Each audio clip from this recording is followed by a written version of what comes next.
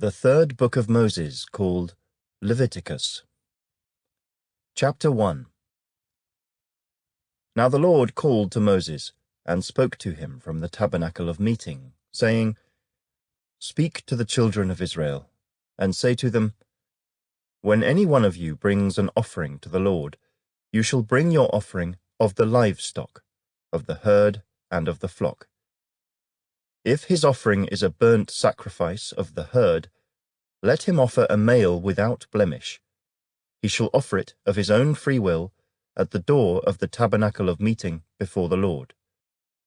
Then he shall put his hand on the head of the burnt offering, and it will be accepted on his behalf to make atonement for him. He shall kill the bull before the Lord, and the priests, Aaron's sons, shall bring the blood and sprinkle the blood all around on the altar that is by the door of the tabernacle of meeting. And he shall skin the burnt offering and cut it into its pieces. The sons of Aaron the priest shall put fire on the altar, and lay the wood in order on the fire. Then the priests, Aaron's sons, shall lay the parts, the head, and the fat in order on the wood that is on the fire upon the altar. But he shall wash its entrails and its legs with water. And the priest shall burn all on the altar as a burnt sacrifice, an offering made by fire, a sweet aroma to the Lord. If his offering is of the flocks, of the sheep or of the goats, as a burnt sacrifice, he shall bring a male without blemish. He shall kill it on the north side of the altar before the Lord. And the priests, Aaron's sons, shall sprinkle its blood all around on the altar. And he shall cut it into its pieces with its head and its fat, and the priest shall lay them in order on the wood that is on the fire upon the altar. But he shall wash the entrails and the legs with water. Then the priest shall bring it all and burn it on the altar. It is a burnt sacrifice, an offering made by fire, a sweet aroma to the Lord. And if the burnt sacrifice of his offering to the Lord is of birds, then he shall bring his offering of turtle doves or young pigeons. The priest shall bring it to the altar, wring off its head, and burn it on the altar. Its blood shall be drained out at the side of the altar. And he shall remove its crop with its feathers, and cast it beside the altar on the east side, into the place for ashes. Then he shall split it at its wings, but shall not divide it completely. And the priest shall burn it on the altar, on the wood that is on the fire. It is a burnt sacrifice, an offering made by fire, a sweet aroma to the Lord. Chapter 2. When anyone offers a grain offering to the Lord, his offering shall be of fine flour, and he shall pour oil on it, and put frankincense on it. He shall bring it to Aaron's sons, the priests, one of whom shall take from it his handful of fine flour and oil with all the frankincense. And the priest shall burn it as a memorial on the altar, an offering made by fire, a sweet aroma to the Lord. The rest of the grain offering shall be Aaron's and his sons'. It is most holy of the offerings to the Lord made by fire. And if you bring as an offering a grain offering baked in the oven, it shall be unleavened cakes of fine flour mixed with oil, or unleavened wafers anointed with oil. But if your offering is a grain offering baked in a pan, it shall be of fine flour, unleavened, mixed with oil. You shall break it in pieces and pour oil on it. It is a grain offering. If your offering is a grain offering baked in a covered pan, it shall be made of fine flour with oil. You shall bring the grain offering that is made of these things to the Lord. And when it is presented to the priest, he shall bring it to the altar. Then the priest shall take from the grain offering a memorial portion, and burn it on the altar. It is an offering made by fire, a sweet aroma to the Lord. And what is left of the grain offering shall be Aaron's and his sons. It is most holy of the offerings to the Lord made by fire. No grain offering which you bring to the Lord shall be made with leaven, for you shall burn no leaven nor any honey in any offering to the Lord made by fire. As for the offering of the firstfruits, you shall offer them to the Lord, but they shall not be burned on the altar for a sweet aroma. And every offering of your grain offering you shall season with salt. You shall not allow the salt of the covenant of your God to be lacking from your grain offering. With all your offerings you shall offer salt. If you offer a grain offering of your firstfruits to the Lord, you shall offer for the grain offering of your firstfruits green heads of grain roasted on the fire, grain beaten from full heads. And you shall put oil on it, and lay frankincense on it. It is a grain offering. Then the priest shall burn the memorial portion, part of its beaten grain and part of its oil, with all the frankincense, as an offering made by fire to the Lord. Chapter 3. When his offering is a sacrifice of a peace offering, if he offers it of the herd, whether male or female, he shall offer it without blemish before the Lord. And he shall lay his hand on the head of his offering, and kill it at the door of the tabernacle of meeting. And Aaron's sons, the priests, shall sprinkle the blood all around on the altar. Then he shall offer from the sacrifice of the peace offering an offering made by fire to the Lord. The fat that covers the entrails, and all the fat that is on the entrails, the 2 kidneys, and the fat that is on them by the flanks, and the fatty lobe attached to the liver above the kidneys, he shall remove. And Aaron's sons shall burn it on the altar upon the burnt sacrifice, which is on the wood that is on the fire, as an offering made by fire, a sweet aroma to the Lord. If his offering as a sacrifice of a peace offering to the Lord is of the flock, whether male or female, he shall offer it without blemish. If he offers a lamb as his offering, then he shall offer it before the Lord. And he shall lay his hand on the head of his offering, and kill it before the tabernacle of meeting. And Aaron's sons shall sprinkle its blood all around on the altar. Then he shall offer from the sacrifice of the peace offering, as an offering made by fire to the Lord, its fat and the whole fat tail, which he shall remove close to the backbone. And the fat that covers the entrails, and all the fat that is on the entrails, the 2 kidneys, and the fat that is on them by the flanks, and the fatty lobe attached to the liver above the kidneys, he shall remove. And the priest shall burn them on the altar as food, an offering made by fire to the Lord. And if his offering is a goat, then he shall offer it before the Lord. He shall lay his hand on its head, and kill it before the tabernacle of meeting, and the sons of Aaron shall sprinkle its blood all around on the altar. Then he shall offer from it his offering, as an offering made by fire to the Lord. The fat that covers the entrails, and all the fat that is on the entrails, the 2 kidneys, and the fat that is on them by the flanks, and the fatty lobe attached to the liver above the kidneys, he shall remove. And the priest shall burn them on the altar as food, an offering made by fire for a sweet aroma. All the fat is the Lord's. This shall be a perpetual statute throughout your generations in all your dwellings. You shall eat neither fat nor blood. Chapter 4. Now the Lord spoke to Moses, saying, Speak to the children of Israel, saying, If a person sins unintentionally against any of the commandments of the Lord in anything which ought not to be done, and does any of them, if the anointed priest sins, bringing guilt on the people, then let him offer to the Lord for his sin which he has sinned, a young bull without blemish as a sin offering. He shall bring the bull to the door of the tabernacle of meeting before the Lord, lay his hand on the bull's head, and kill the bull before the Lord. Then the anointed priest shall take some of the bull's blood and bring it to the tabernacle of meeting. The priest shall dip his finger in the blood and sprinkle some of the blood 7 times before the Lord in front of the veil of the sanctuary. And the priest shall put some of the blood on the horns of the altar of sweet incense before the Lord, which is in the tabernacle of meeting.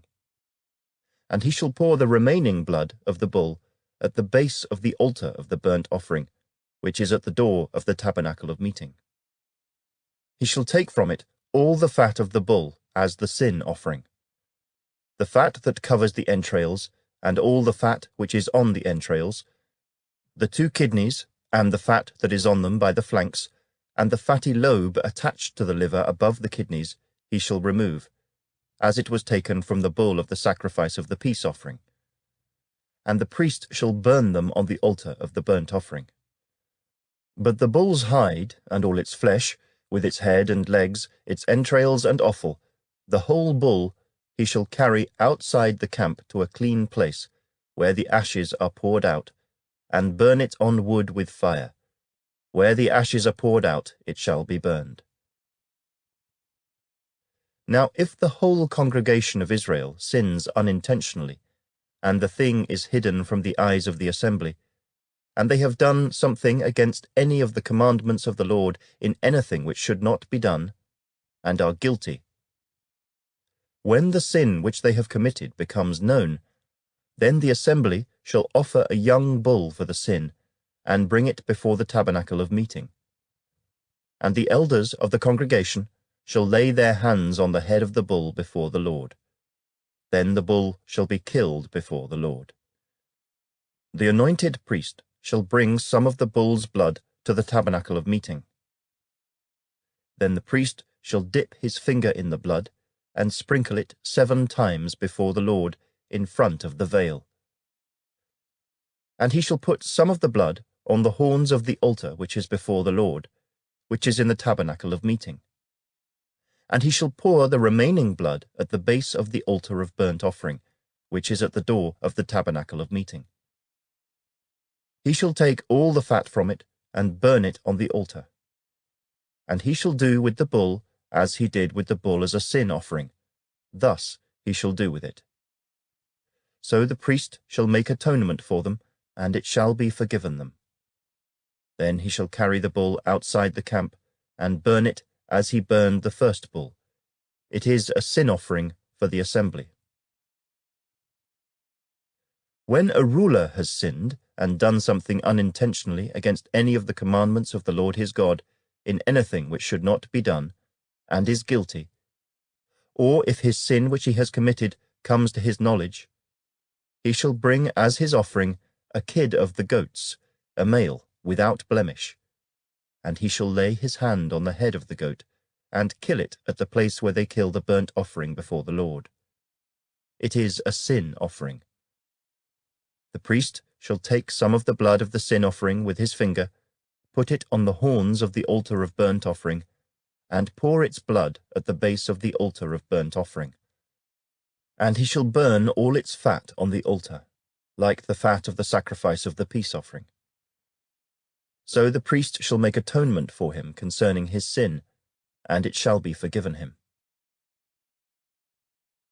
If any one of the common people sins unintentionally by doing something against any of the commandments of the Lord in anything which ought not to be done, and is guilty, or if his sin which he has committed comes to his knowledge, then he shall bring as his offering a kid of the goats, a female without blemish, for his sin which he has committed. And he shall lay his hand on the head of the sin offering, and kill the sin offering at the place of the burnt offering.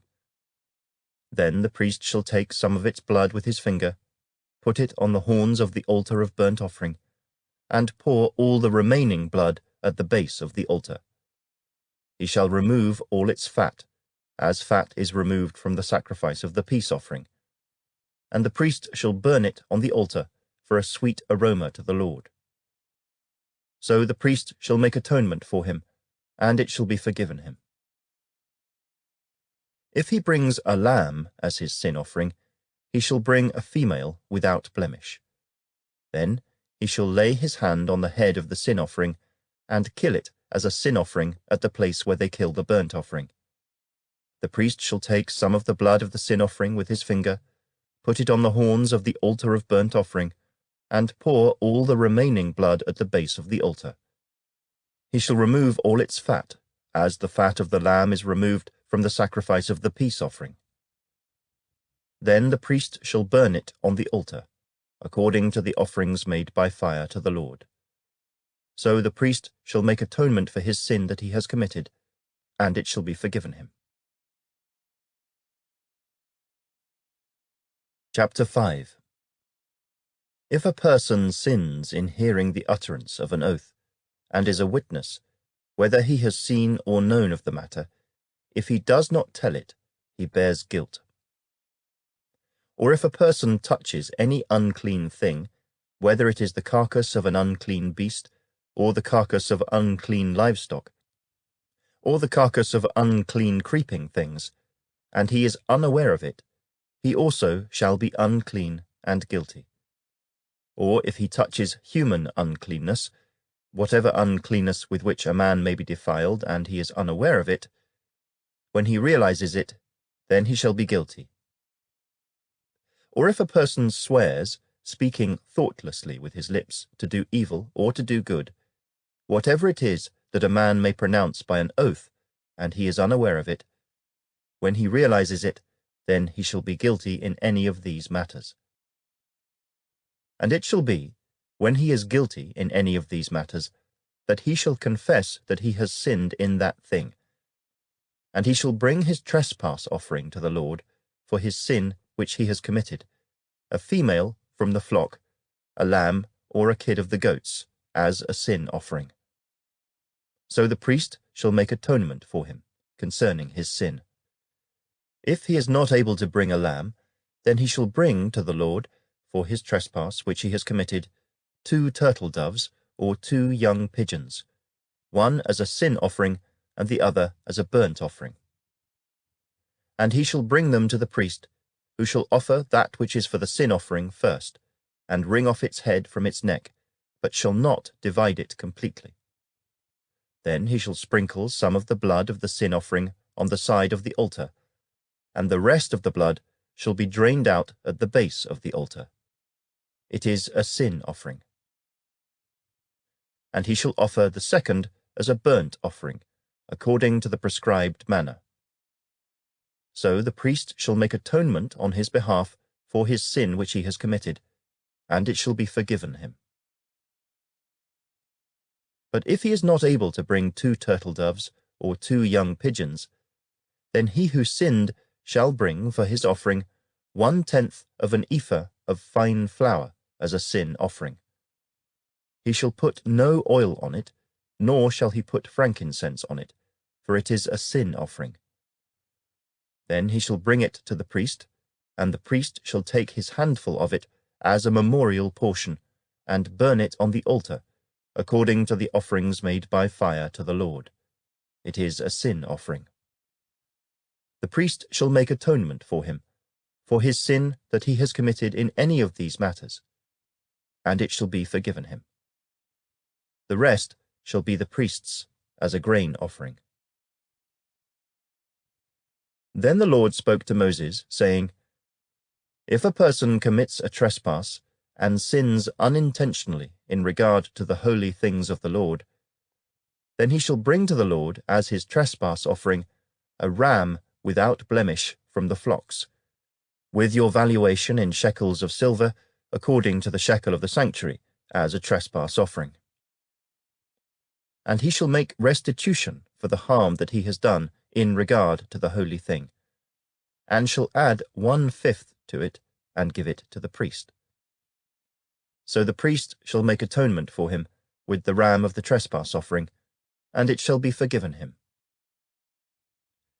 If a person sins, and commits any of these things which are forbidden to be done by the commandments of the Lord, though he does not know it, yet he is guilty, and shall bear his iniquity. And he shall bring to the priest a ram without blemish from the flock, with your valuation, as a trespass offering. So the priest shall make atonement for him regarding his ignorance in which he erred and did not know it, and it shall be forgiven him. It is a trespass offering. He has certainly trespassed against the Lord. Chapter 6. And the Lord spoke to Moses, saying, If a person sins and commits a trespass against the Lord by lying to his neighbor about what was delivered to him for safekeeping, or about a pledge, or about a robbery, or if he has extorted from his neighbor, or if he has found what was lost and lies concerning it, and swears falsely, in any one of these things that a man may do in which he sins, then it shall be, because he has sinned and is guilty, that he shall restore what he has stolen, or the thing which he has extorted, or what was delivered to him for safekeeping, or the lost thing which he found, or all that about which he has sworn falsely. He shall restore its full value, add 1/5 more to it, and give it to whomever it belongs, on the day of his trespass offering. And he shall bring his trespass offering to the Lord, a ram without blemish from the flock, with your valuation, as a trespass offering to the priest. So the priest shall make atonement for him before the Lord, and he shall be forgiven for any one of these things that he may have done in which he trespasses. Then the Lord spoke to Moses, saying, Command Aaron and his sons, saying, This is the law of the burnt offering. The burnt offering shall be on the hearth upon the altar all night until morning, and the fire of the altar shall be kept burning on it. And the priest shall put on his linen garment, and his linen trousers he shall put on his body, and take up the ashes of the burnt offering which the fire has consumed on the altar, and he shall put them beside the altar. Then he shall take off his garments, put on other garments, and carry the ashes outside the camp to a clean place. And the fire on the altar shall be kept burning on it, it shall not be put out. And the priest shall burn wood on it every morning, and lay the burnt offering in order on it. And he shall burn on it the fat of the peace offerings. A fire shall always be burning on the altar, it shall never go out. This is the law of the grain offering. The sons of Aaron shall offer it on the altar before the Lord. He shall take from it his handful of the fine flour of the grain offering, with its oil, and all the frankincense which is on the grain offering, and shall burn it on the altar for a sweet aroma, as a memorial to the Lord. And the remainder of it Aaron and his sons shall eat. With unleavened bread it shall be eaten in a holy place. In the court of the tabernacle of meeting they shall eat it. It shall not be baked with leaven. I have given it as their portion of my offerings made by fire. It is most holy, like the sin offering and the trespass offering. All the males among the children of Aaron may eat it. It shall be a statute forever in your generations concerning the offerings made by fire to the Lord. Everyone who touches them must be holy. And the Lord spoke to Moses, saying, This is the offering of Aaron and his sons, which they shall offer to the Lord, beginning on the day when he is anointed.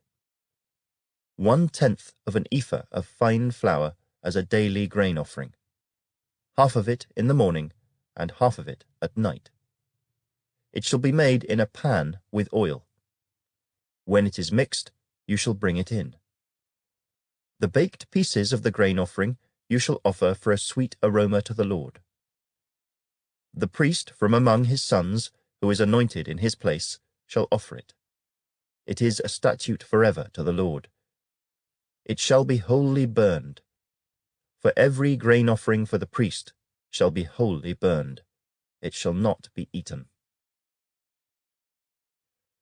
Also the Lord spoke to Moses, saying, Speak to Aaron and to his sons, saying, This is the law of the sin offering. In the place where the burnt offering is killed, the sin offering shall be killed before the Lord. It is most holy. The priest who offers it for sin shall eat it. In a holy place it shall be eaten, in the court of the tabernacle of meeting. Everyone who touches its flesh must be holy. And when its blood is sprinkled on any garment, you shall wash that on which it was sprinkled in a holy place. But the earthen vessel in which it is boiled shall be broken, and if it is boiled in a bronze pot, it shall be both scoured and rinsed in water. All the males among the priests may eat it. It is most holy.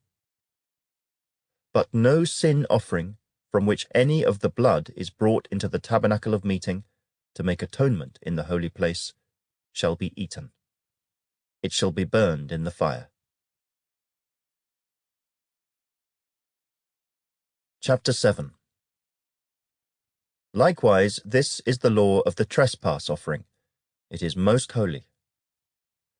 In the place where they kill the burnt offering, they shall kill the trespass offering.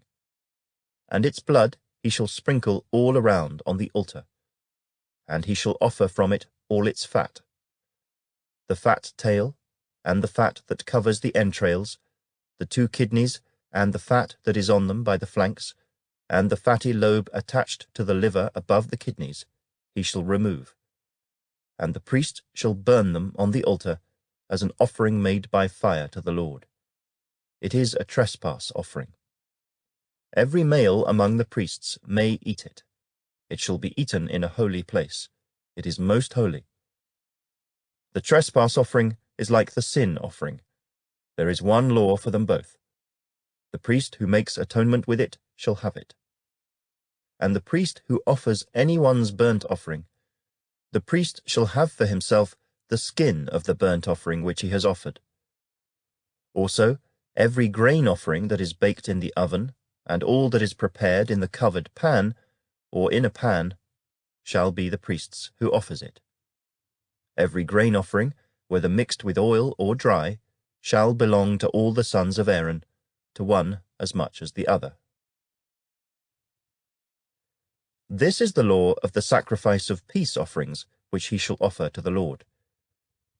If he offers it for a thanksgiving, then he shall offer, with the sacrifice of thanksgiving, unleavened cakes mixed with oil, unleavened wafers anointed with oil, or cakes of blended flour mixed with oil. Besides the cakes, as his offering, he shall offer leavened bread with the sacrifice of thanksgiving of his peace offering. And from it he shall offer 1 cake from each offering as a heave offering to the Lord.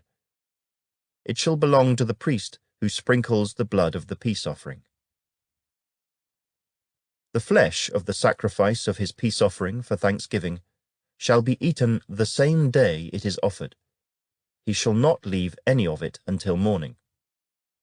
But if the sacrifice of his offering is a vow or a voluntary offering, it shall be eaten the same day that he offers his sacrifice. But on the next day the remainder of it also may be eaten. The remainder of the flesh of the sacrifice on the 3rd day must be burned with fire. And if any of the flesh of the sacrifice of his peace offering is eaten at all on the 3rd day, it shall not be accepted, nor shall it be imputed to him. It shall be an abomination to him who offers it, and the person who eats of it shall bear guilt. The flesh that touches any unclean thing shall not be eaten. It shall be burned with fire. And as for the clean flesh, all who are clean may eat of it. But the person who eats the flesh of the sacrifice of the peace offering that belongs to the Lord, while he is unclean, that person shall be cut off from his people.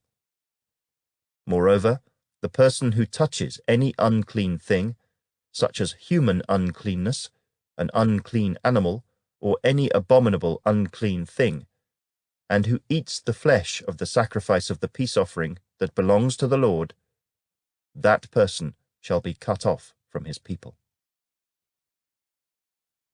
And the Lord spoke to Moses, saying, Speak to the children of Israel, saying, You shall not eat any fat of ox or sheep or goat. and the fat of an animal that dies naturally, and the fat of what is torn by wild beasts, may be used in any other way, but you shall by no means eat it.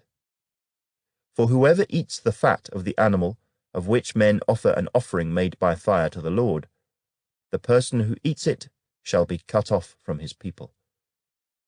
Moreover, you shall not eat any blood in any of your dwellings, whether of bird or beast. Whoever eats any blood, that person shall be cut off from his people.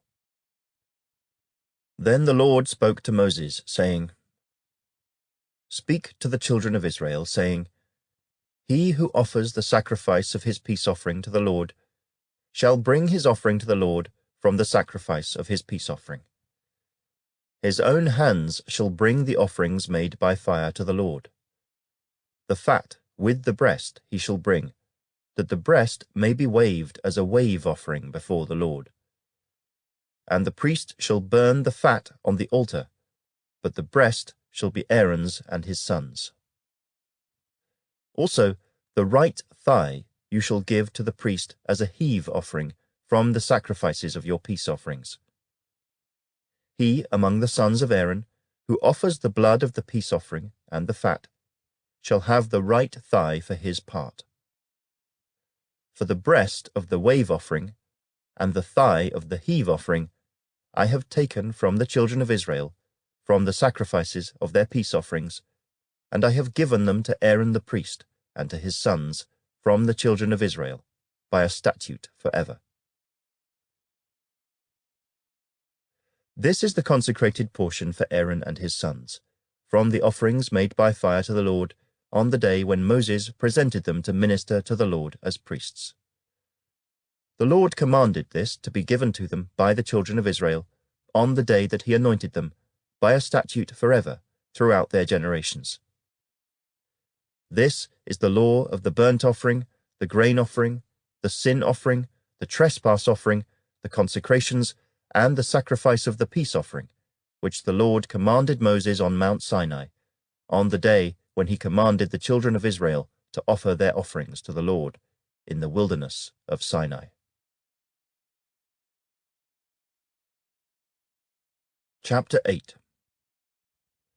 And the Lord spoke to Moses, saying, Take Aaron and his sons with him, and the garments, the anointing oil, a bull as the sin offering, 2 rams, and a basket of unleavened bread.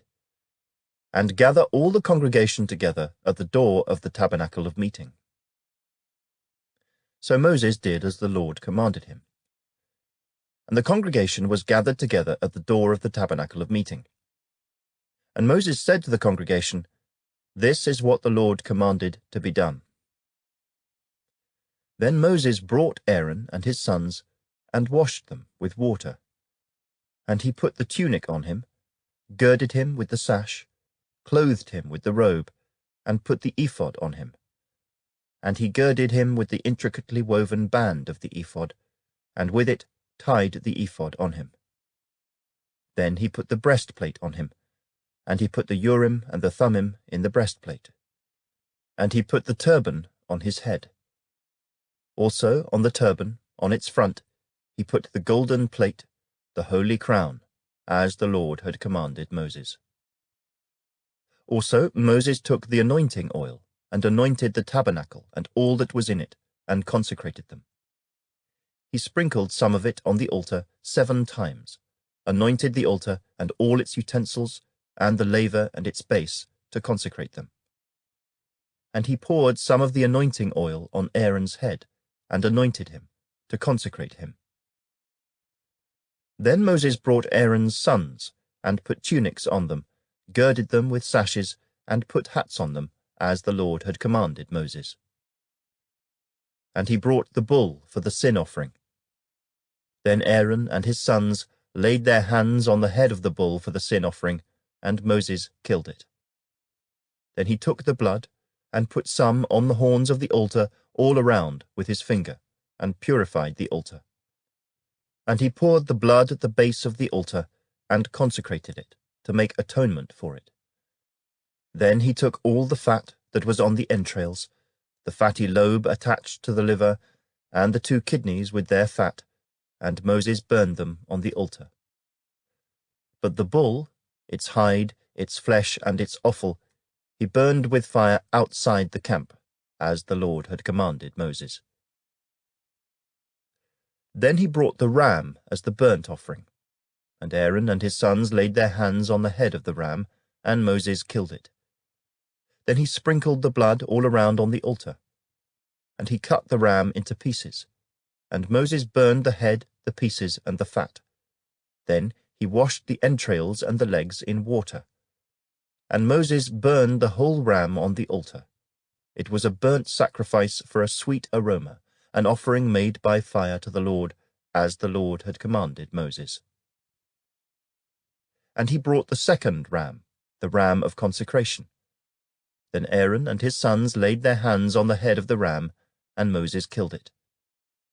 Also he took some of its blood, and put it on the tip of Aaron's right ear, on the thumb of his right hand, and on the big toe of his right foot. Then he brought Aaron's sons, and Moses put some of the blood on the tips of their right ears, on the thumbs of their right hands, and on the big toes of their right feet. And Moses sprinkled the blood all around on the altar. Then he took the fat, and the fat tail, all the fat that was on the entrails, the fatty lobe attached to the liver, the 2 kidneys and their fat, and the right thigh. And from the basket of unleavened bread that was before the Lord, he took 1 unleavened cake, a cake of bread anointed with oil, and 1 wafer, and put them on the fat and on the right thigh.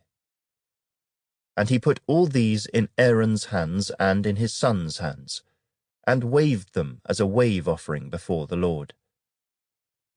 Then Moses took them from their hands, and burned them on the altar, on the burnt offering. They were consecration offerings for a sweet aroma. That was an offering made by fire to the Lord. And Moses took the breast, and waved it as a wave offering before the Lord. It was Moses' part of the ram of consecration, as the Lord had commanded Moses. Then Moses took some of the anointing oil, and some of the blood which was on the altar, and sprinkled it on Aaron, on his garments, on his sons, and on the garments of his sons with him. And he consecrated Aaron, his garments, his sons, and the garments of his sons with him. And Moses said to Aaron and his sons, Boil the flesh at the door of the tabernacle of meeting, and eat it there with the bread that is in the basket of consecration offerings, as I commanded, saying, Aaron and his sons shall eat it. What remains of the flesh and of the bread you shall burn with fire. And you shall not go outside the door of the tabernacle of meeting for 7 days, until the days of your consecration are ended. For 7 days he shall consecrate you. As he has done this day, so the Lord has commanded to do, to make atonement for you. Therefore you shall stay at the door of the tabernacle of meeting, day and night, for 7 days, and keep the charge of the Lord, so that you may not die, for so I have been commanded. So Aaron and his sons did all the things that the Lord had commanded by the hand of Moses. Chapter 9. It came to pass on the 8th day that Moses called Aaron and his sons and the elders of Israel. And he said to Aaron, Take for yourself a young bull as a sin offering, and a ram as a burnt offering, without blemish, and offer them before the Lord. And to the children of Israel you shall speak, saying, Take a kid of the goats as a sin offering, and a calf and a lamb both of the first year without blemish as a burnt offering. Also a bull and a ram as peace offerings, to sacrifice before the Lord, and a grain offering mixed with oil. For today the Lord will appear to you. So they brought what Moses commanded before the tabernacle of meeting. And all the congregation drew near and stood before the Lord. Then Moses said, This is the thing which the Lord commanded you to do, and the glory of the Lord will appear to you. And Moses said to Aaron, "Go to the altar, offer your sin offering and your burnt offering, and make atonement for yourself and for the people. Offer the offering of the people, and make atonement for them, as the Lord commanded." Aaron therefore went to the altar and killed the calf of the sin offering, which was for himself. Then the sons of Aaron brought the blood to him, and he dipped his finger in the blood, put it on the horns of the altar, and poured the blood at the base of the altar. But the fat, the kidneys, and the fatty lobe from the liver of the sin offering he burned on the altar, as the Lord had commanded Moses. The flesh and the hide he burned with fire outside the camp. And he killed the burnt offering, and Aaron's sons presented to him the blood, which he sprinkled all around on the altar. Then they presented the burnt offering to him, with its pieces and head, and he burned them on the altar. And he washed the entrails and the legs, and burned them with the burnt offering on the altar. Then he brought the people's offering, and took the goat, which was the sin offering for the people, and killed it, and offered it for sin, like the first one. And he brought the burnt offering, and offered it, according to the prescribed manner. Then he brought the grain offering, took a handful of it, and burned it on the altar, besides the burnt sacrifice of the morning. He also killed the bull and the ram as sacrifices of peace offerings, which were for the people. And Aaron's sons presented to him the blood, which he sprinkled all around on the altar, and the fat from the bull and the ram, the fatty tail, what covers the entrails and the kidneys, and the fatty lobe attached to the liver. And they put the fat on the breasts. Then he burned the fat on the altar. But the breasts and the right thigh Aaron waved as a wave offering before the Lord, as Moses had commanded. Then Aaron lifted his hand toward the people, blessed them, and came down from offering the sin offering, the burnt offering, and peace offerings. And Moses and Aaron went into the tabernacle of meeting, and came out and blessed the people. Then the glory of the Lord appeared to all the people, and fire came out from before the Lord, and consumed the burnt offering and the fat on the altar. When all the people saw it, they shouted and fell on their faces. Chapter 10. Then Nadab and Abihu, the sons of Aaron, each took his censer and put fire in it, put incense on it, and offered profane fire before the Lord, which he had not commanded them.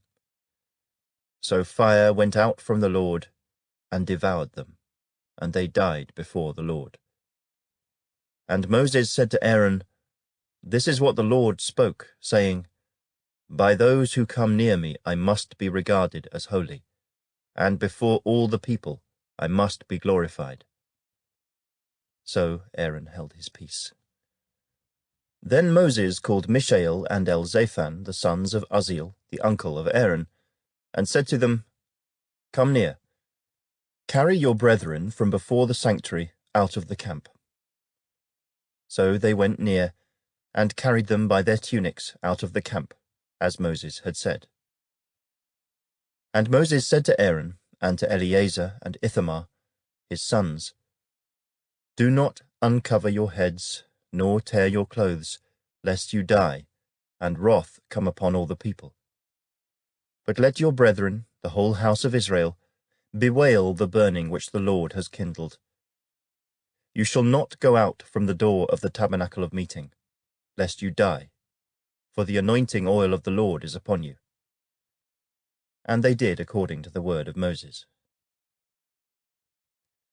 Then the Lord spoke to Aaron, saying, "Do not drink wine or intoxicating drink, you nor your sons with you, when you go into the tabernacle of meeting, lest you die. It shall be a statute forever throughout your generations, that you may distinguish between holy and unholy, and between unclean and clean, and that you may teach the children of Israel all the statutes which the Lord has spoken to them by the hand of Moses." And Moses spoke to Aaron and to Eleazar and Ithamar, his sons who were left. Take the grain offering that remains of the offerings made by fire to the Lord, and eat it without leaven beside the altar, for it is most holy.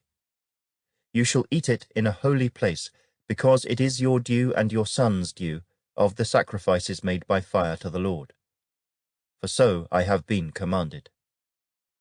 The breast of the wave offering and the thigh of the heave offering you shall eat in a clean place, you, your sons, and your daughters with you, for they are your due and your sons' due, which are given from the sacrifices of peace offerings of the children of Israel.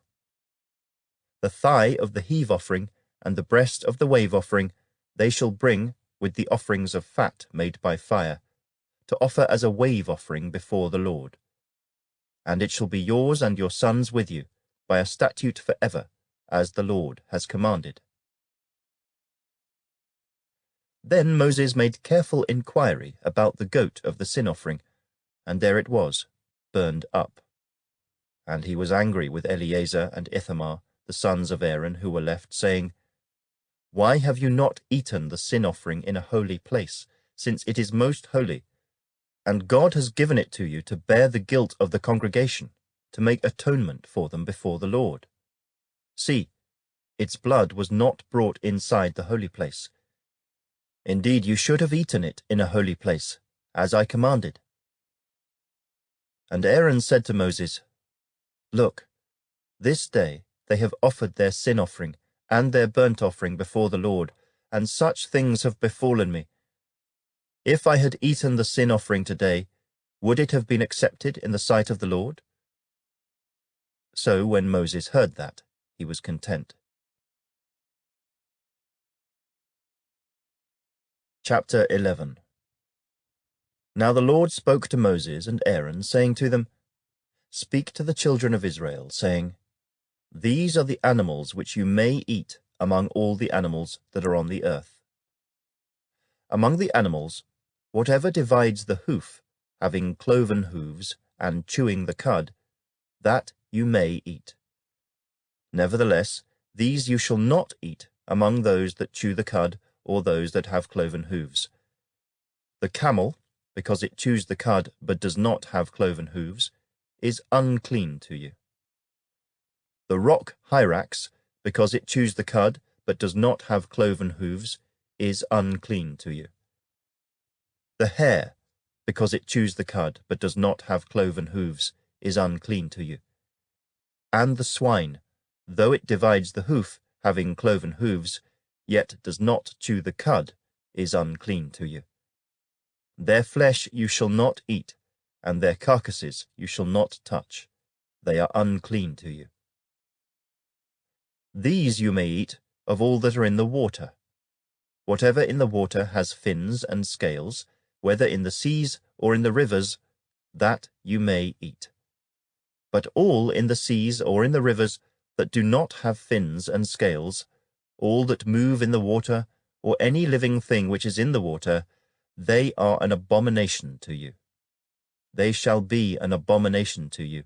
You shall not eat their flesh, but you shall regard their carcasses as an abomination. Whatever in the water does not have fins or scales, that shall be an abomination to you. And these you shall regard as an abomination among the birds. They shall not be eaten. They are an abomination. The eagle, the vulture, the buzzard, the kite, and the falcon after its kind. Every raven after its kind. The ostrich, the short-eared owl, the seagull, and the hawk after its kind. The little owl, the fisher owl, and the screech owl. The white owl, the jackdaw, and the carrion vulture. The stork, the heron after its kind, the hoopoe, and the bat. All flying insects that creep on all fours shall be an abomination to you. Yet these you may eat of every flying insect that creeps on all fours, those which have jointed legs above their feet with which to leap on the earth. These you may eat. the locust after its kind, the destroying locust after its kind, the cricket after its kind, and the grasshopper after its kind. But all other flying insects which have 4 feet shall be an abomination to you. By these you shall become unclean. Whoever touches the carcass of any of them shall be unclean until evening. Whoever carries part of the carcass of any of them shall wash his clothes and be unclean until evening. The carcass of any animal which divides the foot, but is not cloven-hoofed, or does not chew the cud, is unclean to you. Everyone who touches it shall be unclean. And whatever goes on its paws, among all kinds of animals that go on all 4s, those are unclean to you. Whoever touches any such carcass shall be unclean until evening. Whoever carries any such carcass shall wash his clothes and be unclean until evening. It is unclean to you.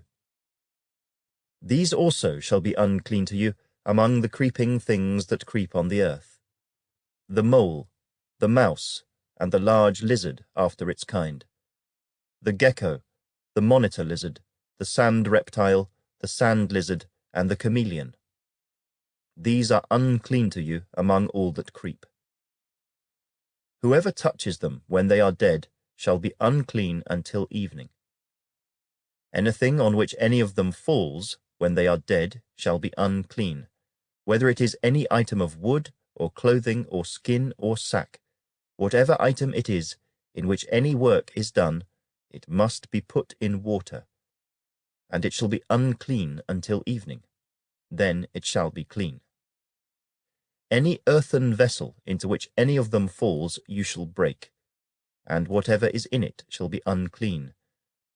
In such a vessel any edible food upon which water falls becomes unclean, and any drink that may be drunk from it becomes unclean. And everything on which a part of any such carcass falls shall be unclean. Whether it is an oven or cooking stove, it shall be broken down, for they are unclean and shall be unclean to you. Nevertheless, a spring or a cistern in which there is plenty of water shall be clean, but whatever touches any such carcass becomes unclean. And if a part of any such carcass falls on any planting seed which is to be sown, it remains clean. But if water is put on the seed, and if a part of any such carcass falls on it, it becomes unclean to you. And if any animal which you may eat dies, he who touches its carcass shall be unclean until evening. He who eats of its carcass shall wash his clothes and be unclean until evening. He also who carries its carcass shall wash his clothes and be unclean until evening. And every creeping thing that creeps on the earth shall be an abomination. It shall not be eaten. Whatever crawls on its belly, whatever goes on all 4s, or whatever has many feet among all creeping things that creep on the earth, these you shall not eat, for they are an abomination. You shall not make yourselves abominable with any creeping thing that creeps, nor shall you make yourselves unclean with them, lest you be defiled by them. For I am the Lord your God. You shall therefore consecrate yourselves, and you shall be holy, for I am holy. Neither shall you defile yourselves with any creeping thing that creeps on the earth. For I am the Lord who brings you up out of the land of Egypt, to be your God. You shall therefore be holy, for I am holy. This is the law of the animals and the birds and every living creature that moves in the waters, and of every creature that creeps on the earth, to distinguish between the unclean and the clean, and between the animal that may be eaten and the animal that may not be eaten. Chapter 12.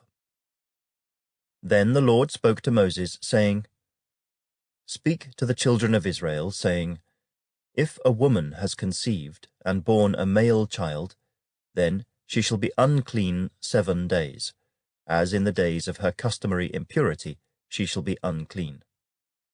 and on the 8th day the flesh of his foreskin shall be circumcised. She shall then continue in the blood of her purification 33 days. She shall not touch any hallowed thing, nor come into the sanctuary until the days of her purification are fulfilled. But if she bears a female child, then she shall be unclean 2 weeks, as in her customary impurity, and she shall continue in the blood of her purification 66 days. When the days of her purification are fulfilled, whether for a son or a daughter, she shall bring to the priest a lamb of the first year as a burnt offering, and a young pigeon or a turtle dove as a sin offering, to the door of the tabernacle of meeting. Then he shall offer it before the Lord, and make atonement for her. And she shall be clean from the flow of her blood. This is the law for her who has borne a male or a female. And if she is not able to bring a lamb, then she may bring 2 turtle doves or 2 young pigeons, one as a burnt offering and the other as a sin offering. So the priest shall make atonement for her, and she will be clean.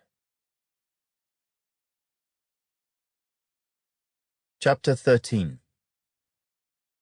And the Lord spoke to Moses and Aaron, saying, When a man has on the skin of his body a swelling, a scab, or a bright spot, and it becomes on the skin of his body like a leprous sore, then he shall be brought to Aaron the priest, or to one of his sons the priests. The priest shall examine the sore on the skin of the body. And if the hair on the sore has turned white, and the sore appears to be deeper than the skin of his body, it is a leprous sore. Then the priest shall examine him, and pronounce him unclean. But if the bright spot is white on the skin of his body, and does not appear to be deeper than the skin, and its hair has not turned white, then the priest shall isolate the one who has the sore 7 days, and the priest shall examine him on the 7th day.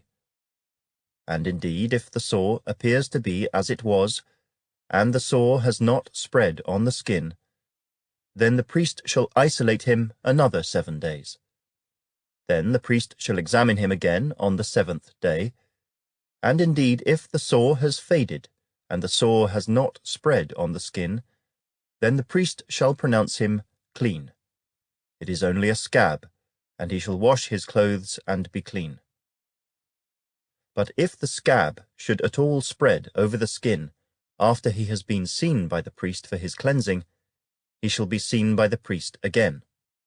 And if the priest sees that the scab has indeed spread on the skin, then the priest shall pronounce him unclean.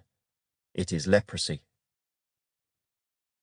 When the leprous sore is on a person, then he shall be brought to the priest, and the priest shall examine him. And indeed, if the swelling on the skin is white, and it has turned the hair white, and there is a spot of raw flesh in the swelling, it is an old leprosy on the skin of his body. The priest shall pronounce him unclean, and shall not isolate him, for he is unclean.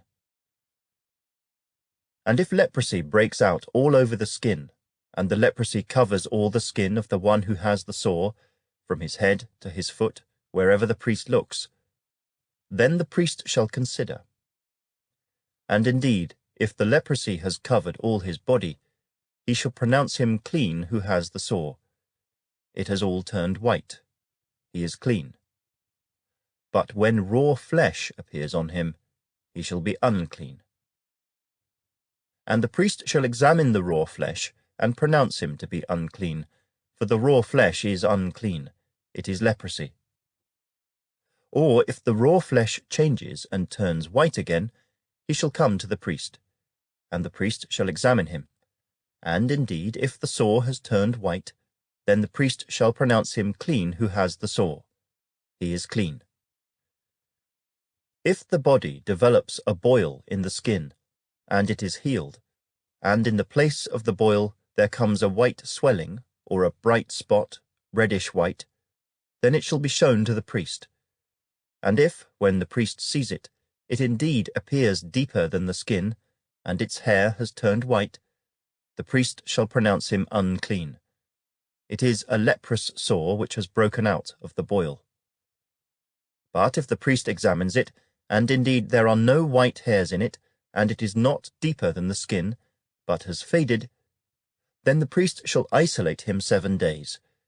And if it should at all spread over the skin, then the priest shall pronounce him unclean. It is a leprous sore. But if the bright spot stays in one place, and has not spread, it is the scar of the boil, and the priest shall pronounce him clean. Or if the body receives a burn on its skin by fire, and the raw flesh of the burn becomes a bright spot, reddish-white or white, then the priest shall examine it. And indeed, if the hair of the bright spot has turned white, and it appears deeper than the skin, it is leprosy broken out in the burn. Therefore the priest shall pronounce him unclean. It is a leprous sore. But if the priest examines it, and indeed there are no white hairs in the bright spot, and it is not deeper than the skin, but has faded, then the priest shall isolate him 7 days, and the priest shall examine him on the 7th day.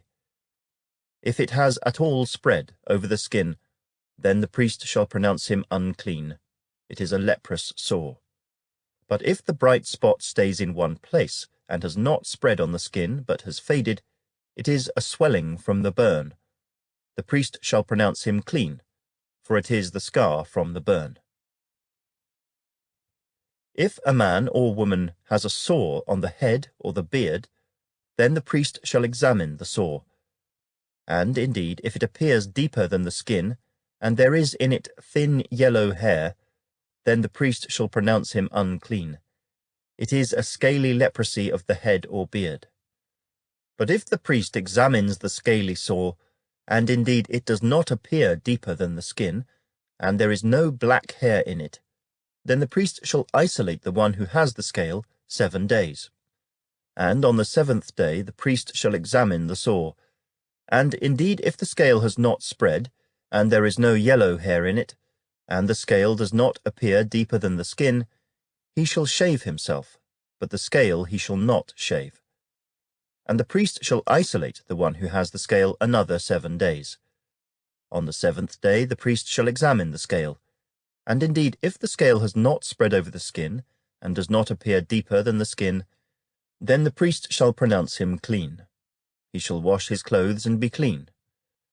But if the scale should at all spread over the skin after his cleansing, then the priest shall examine him. And indeed, if the scale has spread over the skin, the priest need not seek for yellow hair. He is unclean. But if the scale appears to be at a standstill, and there is black hair grown up in it, the scale has healed. He is clean, and the priest shall pronounce him clean. If a man or a woman has bright spots on the skin of the body, specifically white bright spots, then the priest shall look. And indeed, if the bright spots on the skin of the body are dull white, it is a white spot that grows on the skin. He is clean. As for the man whose hair has fallen from his head, he is bald, but he is clean. He whose hair has fallen from his forehead, he is bald on the forehead, but he is clean. And if there is on the bald head or bald forehead a reddish-white sore, it is leprosy breaking out on his bald head or his bald forehead. Then the priest shall examine it. And indeed, if the swelling of the sore is reddish-white on his bald head or on his bald forehead, as the appearance of leprosy on the skin of the body, he is a leprous man. He is unclean. The priest shall surely pronounce him unclean. His sore is on his head. Now the leper on whom the sore is, his clothes shall be torn, and his head bare, and he shall cover his moustache, and cry, Unclean, unclean. He shall be unclean. All the days he has the sore he shall be unclean. He is unclean, and he shall dwell alone. His dwelling shall be outside the camp. Also, if a garment has a leprous plague in it, whether it is a woolen garment or a linen garment, whether it is in the warp or woof of linen or wool, whether in leather or in anything made of leather, and if the plague is greenish or reddish in the garment or in the leather, whether in the warp or in the woof, or in anything made of leather, it is a leprous plague, and shall be shown to the priest. The priest shall examine the plague, and isolate that which has the plague 7 days. And he shall examine the plague on the 7th day. If the plague has spread in the garment, either in the warp or in the woof, in the leather or in anything made of leather, the plague is an active leprosy. It is unclean. He shall therefore burn that garment in which is the plague, whether warp or woof, in wool or in linen, or anything of leather, for it is an active leprosy. The garment shall be burned in the fire. But if the priest examines it, and indeed the plague has not spread in the garment, either in the warp or in the woof, or in anything made of leather, then the priest shall command that they wash the thing in which is the plague, and he shall isolate it another 7 days. Then the priest shall examine the plague after it has been washed. And indeed, if the plague has not changed its colour, though the plague has not spread, it is unclean, and you shall burn it in the fire. It continues eating away, whether the damage is outside or inside. If the priest examines it, and indeed the plague has faded after washing it, then he shall tear it out of the garment, whether out of the warp, or out of the woof, or out of the leather. But if it appears again in the garment, either in the warp, or in the woof, or in anything made of leather, it is a spreading plague. You shall burn with fire that in which is the plague. And if you wash the garment, either warp or woof, or whatever is made of leather, if the plague has disappeared from it, then it shall be washed a 2nd time, and shall be clean. This is the law of the leprous plague in a garment of wool or linen, either in the warp or woof, or in anything made of leather, to pronounce it clean or to pronounce it unclean. Chapter 14. Then the Lord spoke to Moses, saying, This shall be the law of the leper for the day of his cleansing. He shall be brought to the priest, and the priest shall go out of the camp, and the priest shall examine him. And indeed, if the leprosy is healed in the leper, then the priest shall command to take for him who is to be cleansed 2 living and clean birds, cedar wood, scarlet, and hyssop. And the priest shall command that one of the birds be killed in an earthen vessel over running water.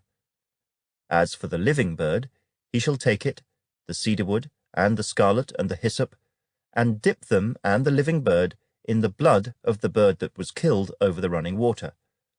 And he shall sprinkle it 7 times on him who is to be cleansed from the leprosy, and shall pronounce him clean, and shall let the living bird loose in the open field.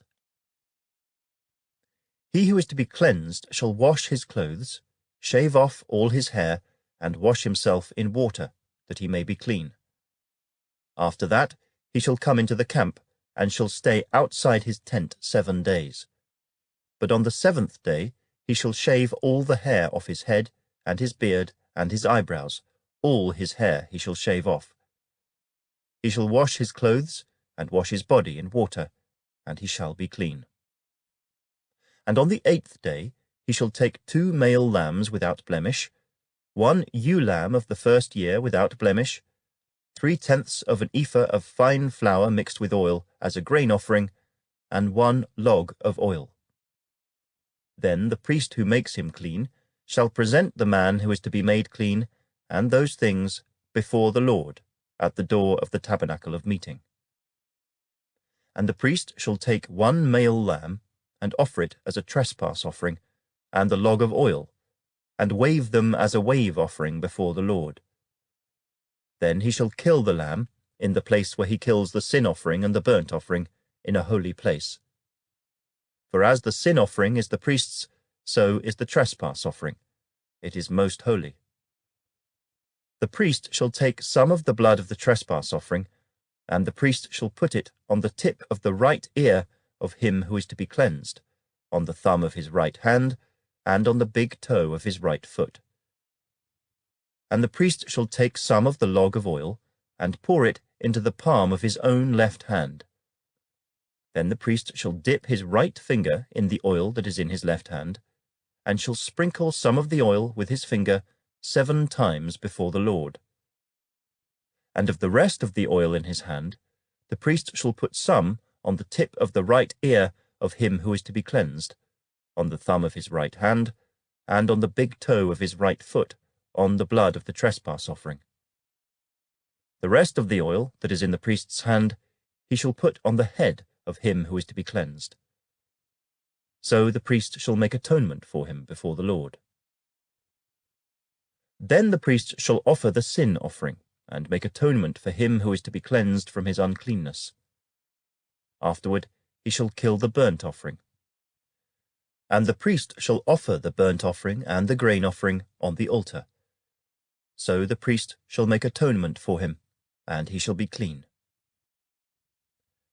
But if he is poor and cannot afford it, then he shall take 1 male lamb as a trespass offering to be waved, to make atonement for him, 1/10 of an ephah of fine flour mixed with oil as a grain offering, a log of oil, and 2 turtle doves or 2 young pigeons, such as he is able to afford. One shall be a sin offering, and the other a burnt offering.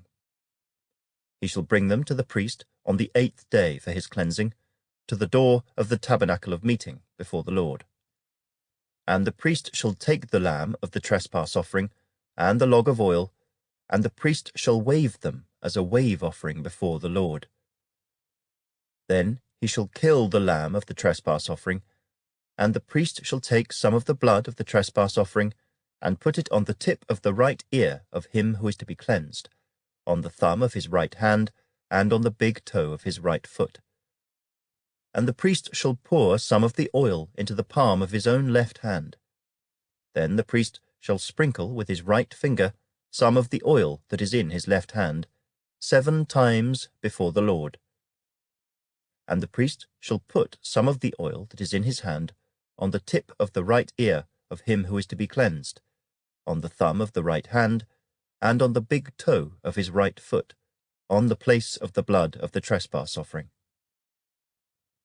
The rest of the oil that is in the priest's hand he shall put on the head of him who is to be cleansed, to make atonement for him before the Lord. And he shall offer 1 of the turtle doves or young pigeons, such as he can afford, such as he is able to afford, the one as a sin offering, and the other as a burnt offering, with the grain offering. So the priest shall make atonement for him who is to be cleansed before the Lord. This is the law for one who had a leprous sore, who cannot afford the usual cleansing. And the Lord spoke to Moses and Aaron, saying, When you have come into the land of Canaan, which I give you as a possession, and I put the leprous plague in a house in the land of your possession, and he who owns the house comes and tells the priest, saying, It seems to me that there is some plague in the house, then the priest shall command that they empty the house before the priest goes into it to examine the plague, that all that is in the house may not be made unclean. And afterward the priest shall go in to examine the house. And he shall examine the plague. And indeed, if the plague is on the walls of the house with ingrained streaks, greenish or reddish, which appear to be deep in the wall, then the priest shall go out of the house to the door of the house, and shut up the house 7 days. And the priest shall come again on the 7th day and look. And indeed, if the plague has spread on the walls of the house, then the priest shall command that they take away the stones in which is the plague, and they shall cast them into an unclean place outside the city. And he shall cause the house to be scraped inside all around, and the dust that they scrape off they shall pour out in an unclean place outside the city. Then they shall take other stones, and put them in the place of those stones, and he shall take other mortar, and plaster the house. Now if the plague comes back, and breaks out in the house, after he has taken away the stones, after he has scraped the house, and after it is plastered, then the priest shall come and look. And indeed, if the plague has spread in the house, It is an active leprosy in the house. It is unclean. And he shall break down the house, its stones, its timber, and all the plaster of the house, and he shall carry them outside the city to an unclean place. Moreover, he who goes into the house at all while it is shut up shall be unclean until evening. And he who lies down in the house shall wash his clothes, and he who eats in the house shall wash his clothes. But if the priest comes in and examines it, and indeed the plague has not spread in the house after the house was plastered, then the priest shall pronounce the house clean, because the plague is healed. And he shall take, to cleanse the house, 2 birds, cedar wood, scarlet, and hyssop. Then he shall kill one of the birds in an earthen vessel over running water. And he shall take the cedar wood, the hyssop, the scarlet, and the living bird, and dip them in the blood of the slain bird and in the running water, and sprinkle the house 7 times. And he shall cleanse the house with the blood of the bird and the running water and the living bird, with the cedar wood, the hyssop, and the scarlet. Then he shall let the living bird loose outside the city in the open field, and make atonement for the house, and it shall be clean. This is the law for any leprous sore and scale, for the leprosy of a garment and of a house, for a swelling and a scab and a bright spot, to teach when it is unclean and when it is clean. This is the law of leprosy. Chapter 15. And the Lord spoke to Moses and Aaron, saying, Speak to the children of Israel, and say to them, When any man has a discharge from his body, his discharge is unclean. And this shall be his uncleanness in regard to his discharge, whether his body runs with his discharge, or his body is stopped up by his discharge, it is his uncleanness. Every bed is unclean on which he who has the discharge lies, and everything on which he sits shall be unclean. And whoever touches his bed shall wash his clothes and bathe in water, and be unclean until evening. He who sits on anything on which he who has the discharge sat shall wash his clothes and bathe in water, and be unclean until evening. And he who touches the body of him who has the discharge shall wash his clothes and bathe in water, and be unclean until evening. If he who has the discharge spits on him who is clean, then he shall wash his clothes and bathe in water, and be unclean until evening. Any saddle on which he who has the discharge rides shall be unclean. Whoever touches anything that was under him shall be unclean until evening. He who carries any of those things shall wash his clothes and bathe in water, and be unclean until evening. And whomever the one who has the discharge touches, and has not rinsed his hands in water, he shall wash his clothes and bathe in water, and be unclean until evening. The vessel of earth that he who has the discharge touches shall be broken, and every vessel of wood shall be rinsed in water. And when he who has a discharge is cleansed of his discharge, then he shall count for himself 7 days for his cleansing, wash his clothes, and bathe his body in running water. Then he shall be clean. On the 8th day he shall take for himself 2 turtle doves or 2 young pigeons, and come before the Lord, to the door of the tabernacle of meeting, and give them to the priest. Then the priest shall offer them, the one as a sin offering, and the other as a burnt offering. So the priest shall make atonement for him before the Lord, because of his discharge. If any man has an emission of semen, then he shall wash all his body in water, and be unclean until evening. And any garment and any leather on which there is semen, it shall be washed with water, and be unclean until evening.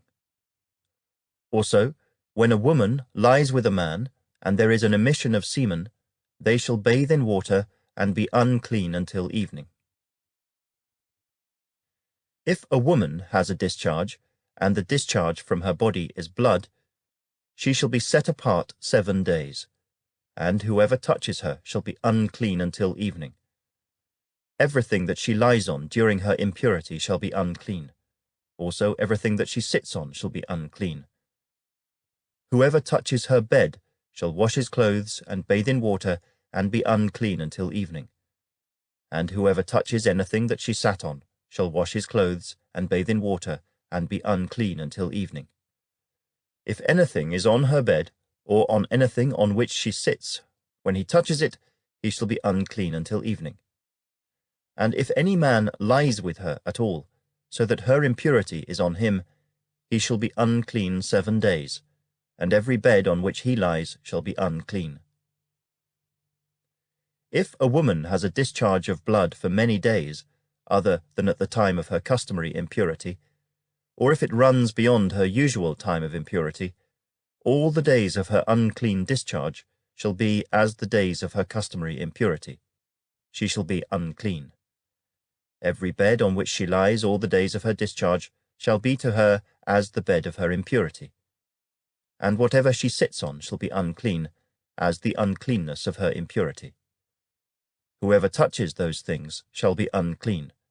He shall wash his clothes and bathe in water, and be unclean until evening.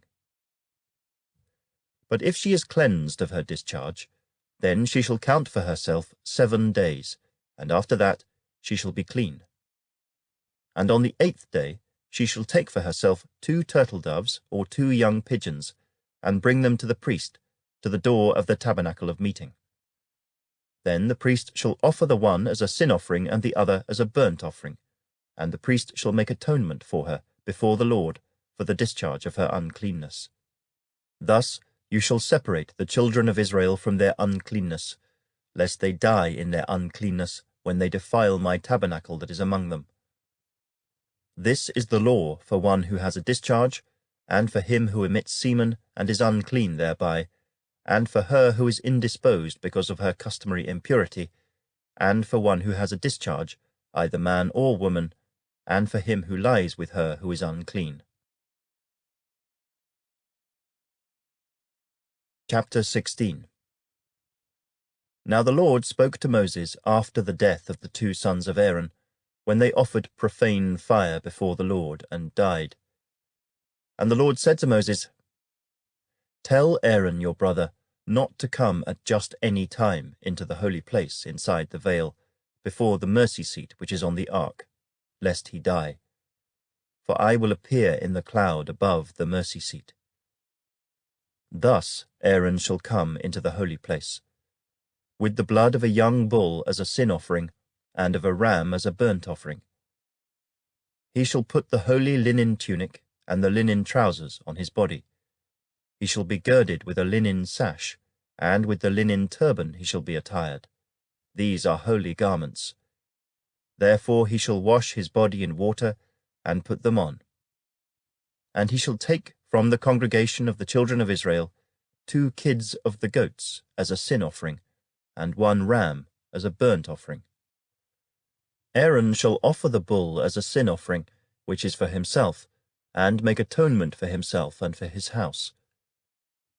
He shall take the 2 goats, and present them before the Lord at the door of the tabernacle of meeting. Then Aaron shall cast lots for the 2 goats, 1 lot for the Lord, and the other lot for the scapegoat. And Aaron shall bring the goat on which the Lord's lot fell, and offer it as a sin offering. But the goat on which the lot fell to be the scapegoat shall be presented alive before the Lord, to make atonement upon it, and to let it go as the scapegoat into the wilderness. And Aaron shall bring the bull of the sin offering, which is for himself, and make atonement for himself and for his house, and shall kill the bull as the sin offering which is for himself. Then he shall take a censer full of burning coals of fire from the altar before the Lord, with his hands full of sweet incense beaten fine, and bring it inside the veil. And he shall put the incense on the fire before the Lord, that the cloud of incense may cover the mercy seat that is on the testimony, lest he die. He shall take some of the blood of the bull, and sprinkle it with his finger on the mercy seat on the east side, and before the mercy seat he shall sprinkle some of the blood with his finger 7 times. Then he shall kill the goat of the sin offering, which is for the people, bring its blood inside the veil, do with that blood as he did with the blood of the bull, and sprinkle it on the mercy seat and before the mercy seat. So he shall make atonement for the holy place, because of the uncleanness of the children of Israel, and because of their transgressions, for all their sins. And so he shall do for the tabernacle of meeting, which remains among them in the midst of their uncleanness. There shall be no man in the tabernacle of meeting when he goes in to make atonement in the holy place, until he comes out, that he may make atonement for himself, for his household, and for all the assembly of Israel. And he shall go out to the altar that is before the Lord, and make atonement for it, and shall take some of the blood of the bull, and some of the blood of the goat, and put it on the horns of the altar all around. Then he shall sprinkle some of the blood on it with his finger 7 times, cleanse it, and consecrate it from the uncleanness of the children of Israel. And when he has made an end of atoning for the holy place, the tabernacle of meeting, and the altar, he shall bring the live goat. Aaron shall lay both his hands on the head of the live goat, confess over it all the iniquities of the children of Israel, and all their transgressions, concerning all their sins, putting them on the head of the goat, and shall send it away into the wilderness by the hand of a suitable man. The goat shall bear on itself all their iniquities to an uninhabited land, and he shall release the goat in the wilderness. Then Aaron shall come into the tabernacle of meeting, shall take off the linen garments which he put on when he went into the holy place, and shall leave them there. And he shall wash his body with water in a holy place, put on his garments, come out, and offer his burnt offering and the burnt offering of the people, and make atonement for himself and for the people. The fat of the sin offering he shall burn on the altar. And he who released the goat as the scapegoat shall wash his clothes and bathe his body in water, and afterward he may come into the camp. The bull for the sin offering and the goat for the sin offering, whose blood was brought in to make atonement in the holy place, shall be carried outside the camp, and they shall burn in the fire their skins, their flesh, and their offal. Then he who burns them shall wash his clothes and bathe his body in water, and afterward he may come into the camp. This shall be a statute forever for you. In the 7th month, on the 10th day of the month, you shall afflict your souls and do no work at all, whether a native of your own country or a stranger who dwells among you. For on that day the priest shall make atonement for you, to cleanse you, that you may be clean from all your sins before the Lord. It is a Sabbath of solemn rest for you, and you shall afflict your souls. It is a statute forever. And the priest, who is anointed and consecrated to minister as priest in his father's place, shall make atonement, and put on the linen clothes, the holy garments. Then he shall make atonement for the holy sanctuary, and he shall make atonement for the tabernacle of meeting, and for the altar, and he shall make atonement for the priests, and for all the people of the assembly. This shall be an everlasting statute for you, to make atonement for the children of Israel, for all their sins, once a year. And he did as the Lord commanded Moses. Chapter 17.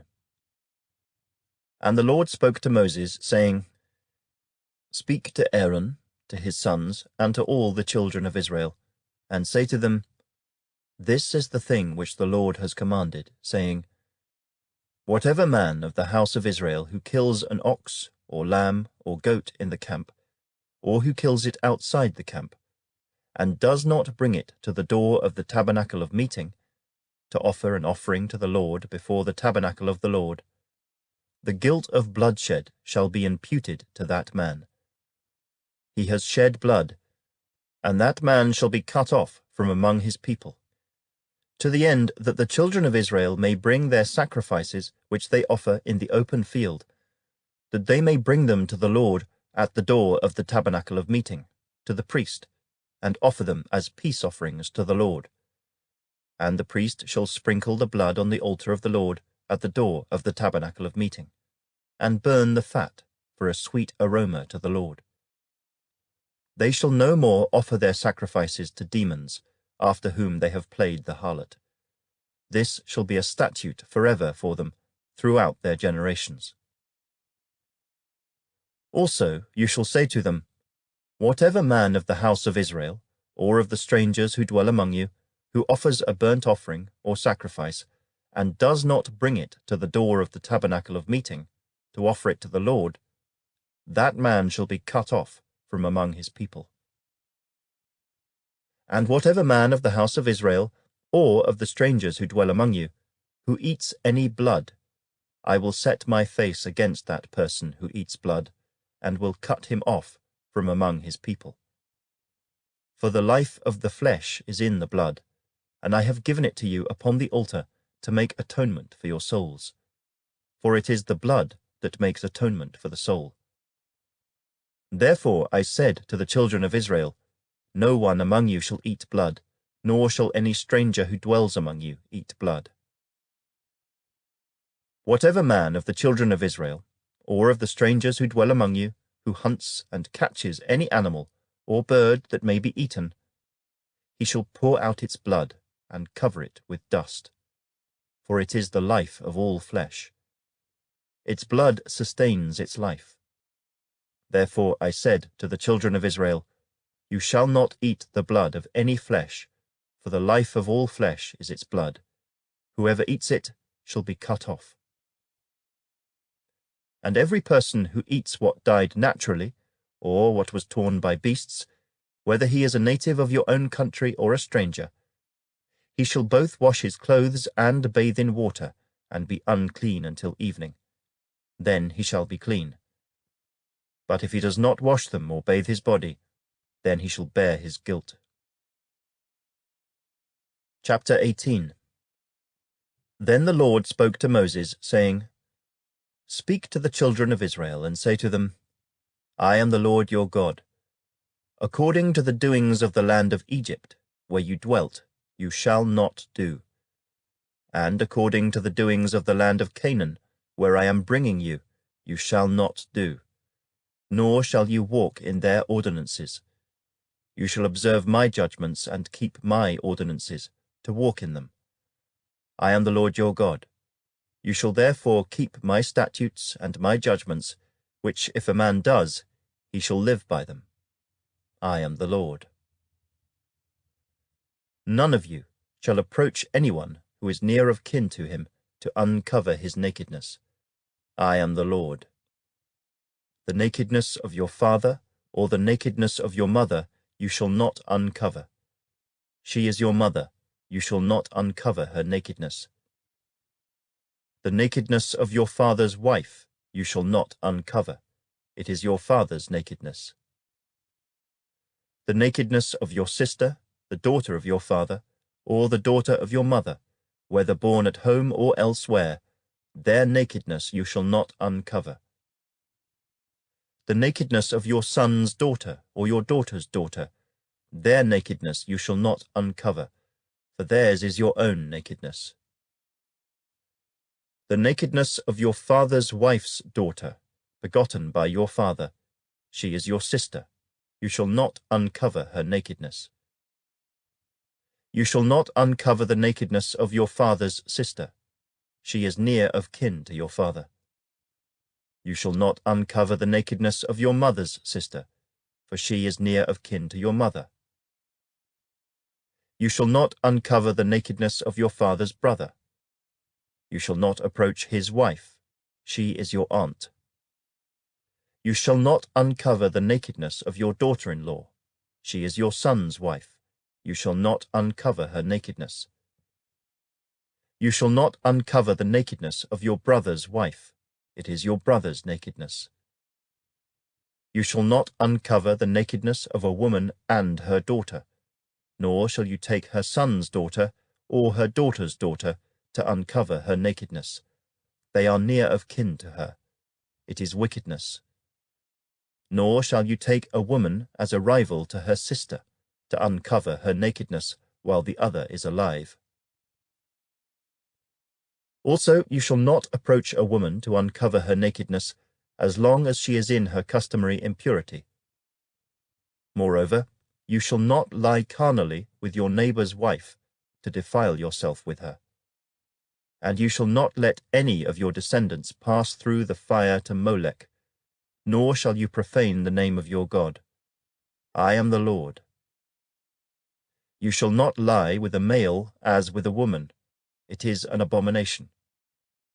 Nor shall you mate with any animal to defile yourself with it. Nor shall any woman stand before an animal to mate with it. It is perversion. Do not defile yourselves with any of these things. For by all these the nations are defiled which I am casting out before you. For the land is defiled. Therefore I visit the punishment of its iniquity upon it, and the land vomits out its inhabitants.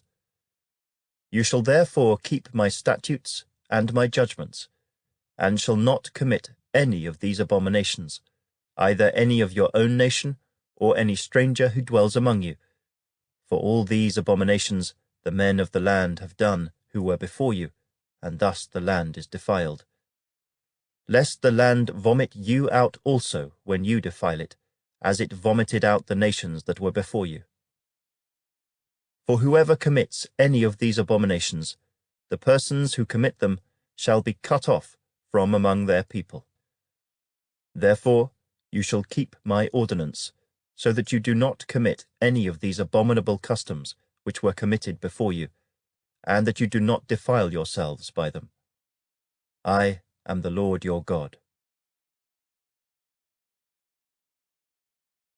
Chapter 19. And the Lord spoke to Moses, saying, Speak to all the congregation of the children of Israel, and say to them, You shall be holy, for I, the Lord your God, am holy. Every one of you shall revere his mother and his father, and keep my Sabbaths. I am the Lord your God.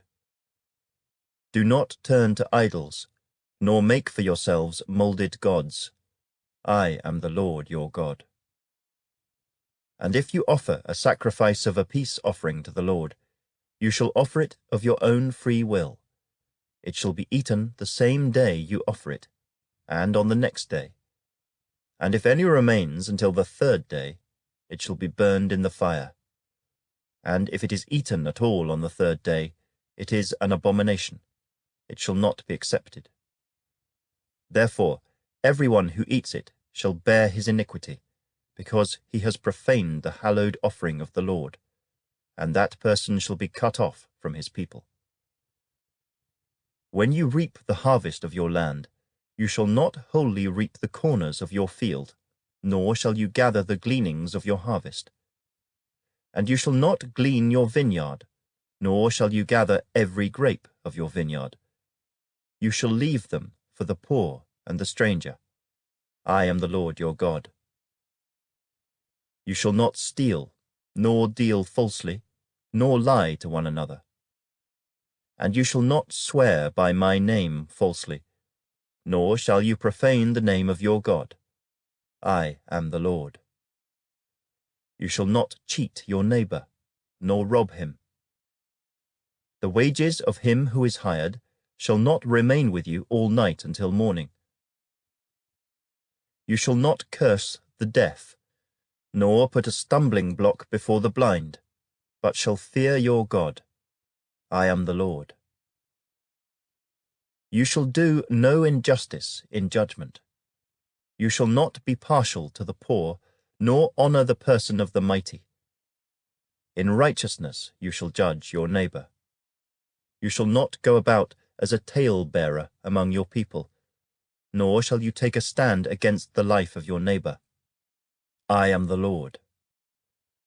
You shall not hate your brother in your heart. You shall surely rebuke your neighbor, and not bear sin because of him. You shall not take vengeance, nor bear any grudge against the children of your people, but you shall love your neighbor as yourself. I am the Lord. You shall keep my statutes. You shall not let your livestock breed with another kind. You shall not sow your field with mixed seed, nor shall a garment of mixed linen and wool come upon you. Whoever lies carnally with a woman who is betrothed to a man as a concubine, and who has not at all been redeemed nor given her freedom, for this there shall be scourging. But they shall not be put to death, because she was not free. And he shall bring his trespass offering to the Lord, to the door of the tabernacle of meeting, a ram as a trespass offering. The priest shall make atonement for him with the ram of the trespass offering before the Lord for his sin which he has committed, and the sin which he has committed shall be forgiven him. When you come into the land, and have planted all kinds of trees for food, then you shall count their fruit as uncircumcised. 3 years it shall be as uncircumcised to you. It shall not be eaten. But in the 4th year all its fruit shall be holy, a praise to the Lord. And in the 5th year you may eat its fruit, that it may yield to you its increase. I am the Lord your God. You shall not eat anything with the blood, nor shall you practice divination or soothsaying. You shall not shave around the sides of your head, nor shall you disfigure the edges of your beard. You shall not make any cuttings in your flesh for the dead, nor tattoo any marks on you. I am the Lord. Do not prostitute your daughter, to cause her to be a harlot, lest the land fall into harlotry, and the land become full of wickedness. You shall keep my Sabbaths, and reverence my sanctuary. I am the Lord. Give no regard to mediums and familiar spirits. Do not seek after them, to be defiled by them.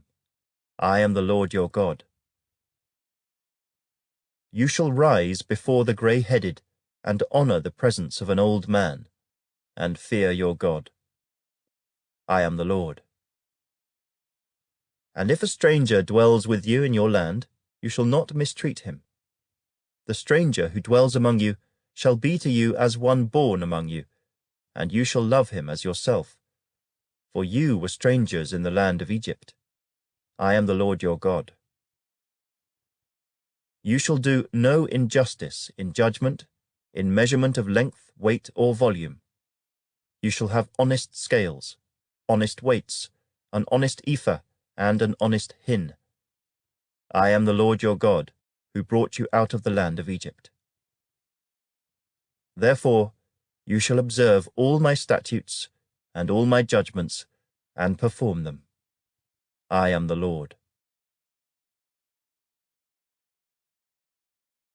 Chapter 20.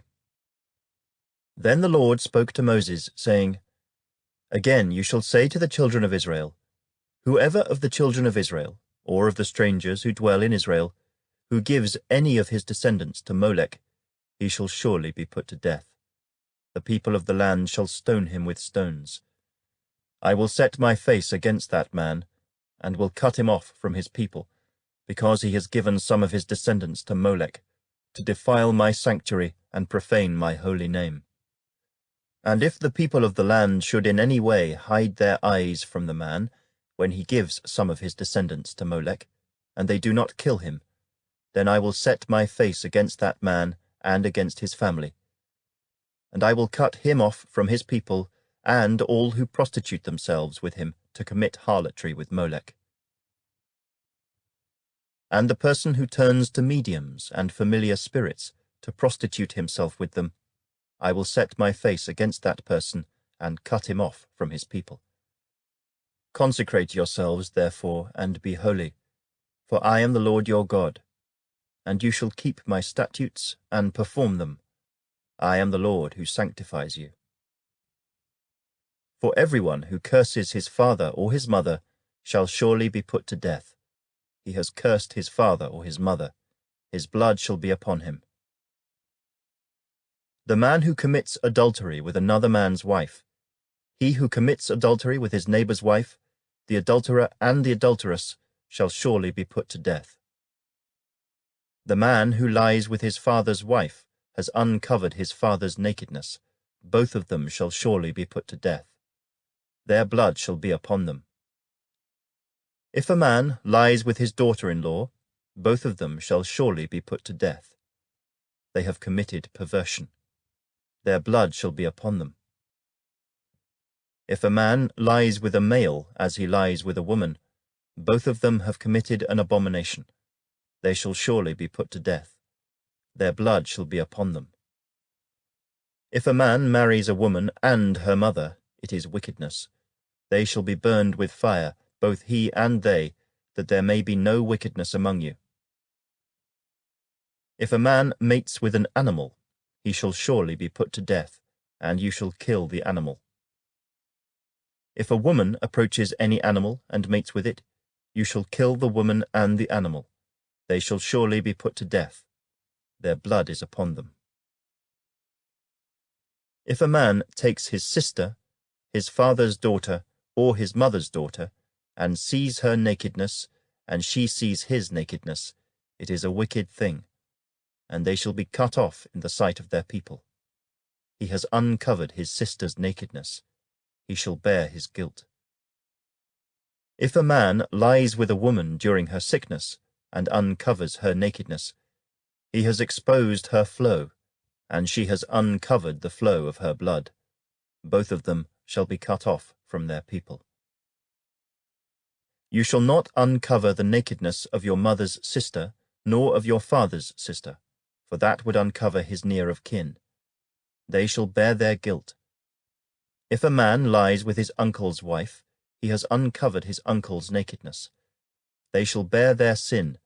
They shall die childless. If a man takes his brother's wife, it is an unclean thing. He has uncovered his brother's nakedness. They shall be childless. You shall therefore keep all my statutes and all my judgments, and perform them, that the land where I am bringing you to dwell may not vomit you out. And you shall not walk in the statutes of the nation which I am casting out before you. For they commit all these things, and therefore I abhor them. But I have said to you, you shall inherit their land, and I will give it to you to possess, a land flowing with milk and honey. I am the Lord your God, who has separated you from the peoples. You shall therefore distinguish between clean animals and unclean, between unclean birds and clean, and you shall not make yourselves abominable by beast or by bird, or by any kind of living thing that creeps on the ground, which I have separated from you as unclean. And you shall be holy to me, for I the Lord am holy, and have separated you from the peoples, that you should be mine. A man or a woman who is a medium, or who has familiar spirits, shall surely be put to death. They shall stone them with stones. Their blood shall be upon them.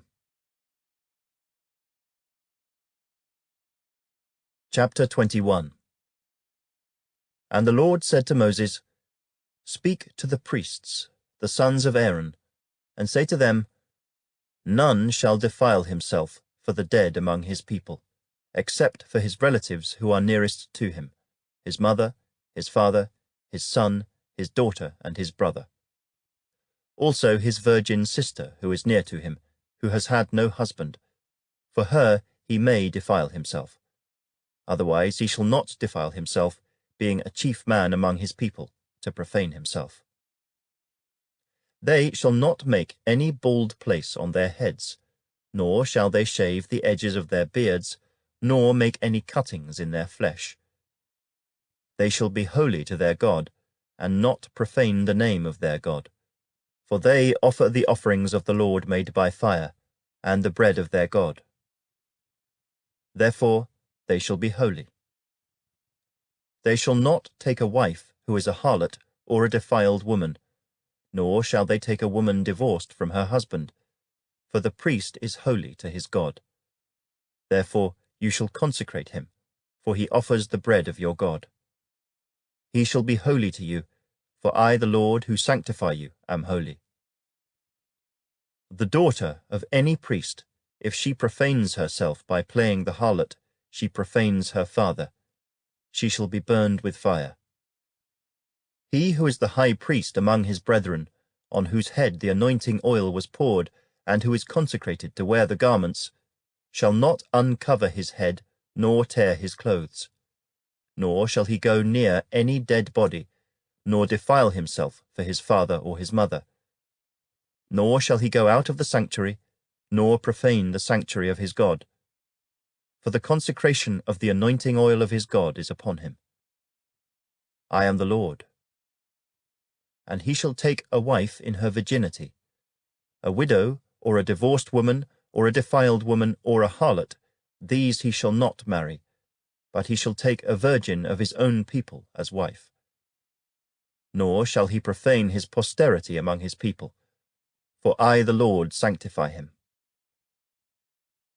And the Lord spoke to Moses, saying, Speak to Aaron, saying, No man of your descendants in succeeding generations who has any defect may approach to offer the bread of his God.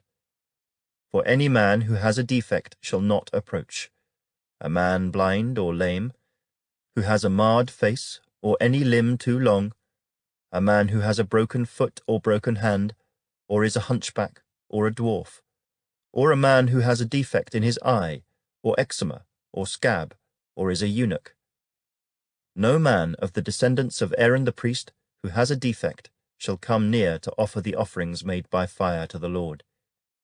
He has a defect, he shall not come near to offer the bread of his God. He may eat the bread of his God, both the most holy and the holy. Only he shall not go near the veil or approach the altar, because he has a defect, lest he profane my sanctuaries, for I, the Lord, sanctify them. And Moses told it to Aaron and his sons, and to all the children of Israel. Chapter 22. Then the Lord spoke to Moses, saying, Speak to Aaron and his sons, that they separate themselves from the holy things of the children of Israel, and that they do not profane my holy name by what they dedicate to me. I am the Lord. Say to them, Whoever of all your descendants throughout your generations, who goes near the holy things which the children of Israel dedicate to the Lord, while he has uncleanness upon him, that person shall be cut off from my presence. I am the Lord. Whatever man of the descendants of Aaron, who is a leper or has a discharge, shall not eat the holy offerings until he is clean. And whoever touches anything made unclean by a corpse, or a man who has had an emission of semen, or whoever touches any creeping thing by which he would be made unclean, or any person by whom he would become unclean, whatever his uncleanness may be, the person who has touched any such thing shall be unclean until evening, and shall not eat the holy offerings unless he washes his body with water. And when the sun goes down, he shall be clean. And afterward he may eat the holy offerings, because it is his food. Whatever dies naturally, or is torn by beasts, he shall not eat, to defile himself with it. I am the Lord. They shall therefore keep my ordinance, lest they bear sin for it and die thereby, if they profane it. I, the Lord, sanctify them. No outsider shall eat the holy offering. One who dwells with the priest, or a hired servant, shall not eat the holy thing. But if the priest buys a person with his money, he may eat it, and one who is born in his house may eat his food. If the priest's daughter is married to an outsider, she may not eat of the holy offerings. But if the priest's daughter is a widow or divorced, and has no child, and has returned to her father's house as in her youth, she may eat her father's food. But no outsider shall eat it. And if a man eats the holy offering unintentionally, then he shall restore a holy offering to the priest, and add 1/5 to it. They shall not profane the holy offerings of the children of Israel, which they offer to the Lord, or allow them to bear the guilt of trespass when they eat their holy offerings. For I, the Lord, sanctify them. And the Lord spoke to Moses, saying, Speak to Aaron and his sons, and to all the children of Israel, and say to them, Whatever man of the house of Israel, or of the strangers in Israel, who offers his sacrifice for any of his vows, or for any of his free will offerings, which they offer to the Lord as a burnt offering, you shall offer, of your own free will, a male without blemish from the cattle, from the sheep, or from the goats. Whatever has a defect, you shall not offer, for it shall not be acceptable on your behalf. And whoever offers a sacrifice of a peace offering to the Lord, to fulfill his vow, or a free will offering from the cattle or the sheep, it must be perfect to be accepted. There shall be no defect in it. Those that are blind or broken or maimed, or have an ulcer or eczema or scabs, you shall not offer to the Lord, nor make an offering by fire of them on the altar to the Lord. Either a bull or a lamb that has any limb too long or too short, you may offer as a free will offering, but for a vow it shall not be accepted. You shall not offer to the Lord what is bruised or crushed, or torn or cut, nor shall you make any offering of them in your land. Nor from a foreigner's hand shall you offer any of these as the bread of your God, because their corruption is in them, and defects are in them. They shall not be accepted on your behalf. And the Lord spoke to Moses, saying, When a bull or a sheep or a goat is born, it shall be 7 days with its mother, and from the 8th day and thereafter it shall be accepted as an offering made by fire to the Lord. Whether it is a cow or ewe, do not kill both her and her young on the same day. And when you offer a sacrifice of thanksgiving to the Lord, offer it of your own free will. On the same day it shall be eaten. You shall leave none of it until morning. I am the Lord. Therefore you shall keep my commandments and perform them. I am the Lord. You shall not profane my holy name, but I will be hallowed among the children of Israel. I am the Lord who sanctifies you, who brought you out of the land of Egypt, to be your God. I am the Lord. Chapter 23. And the Lord spoke to Moses, saying, Speak to the children of Israel, and say to them, The feasts of the Lord, which you shall proclaim to be holy convocations, these are my feasts. 6 days shall work be done, but the 7th day is a Sabbath of solemn rest, a holy convocation.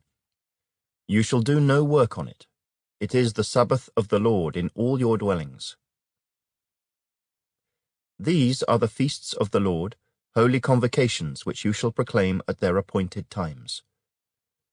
On the 14th day of the 1st month, at twilight, is the Lord's Passover.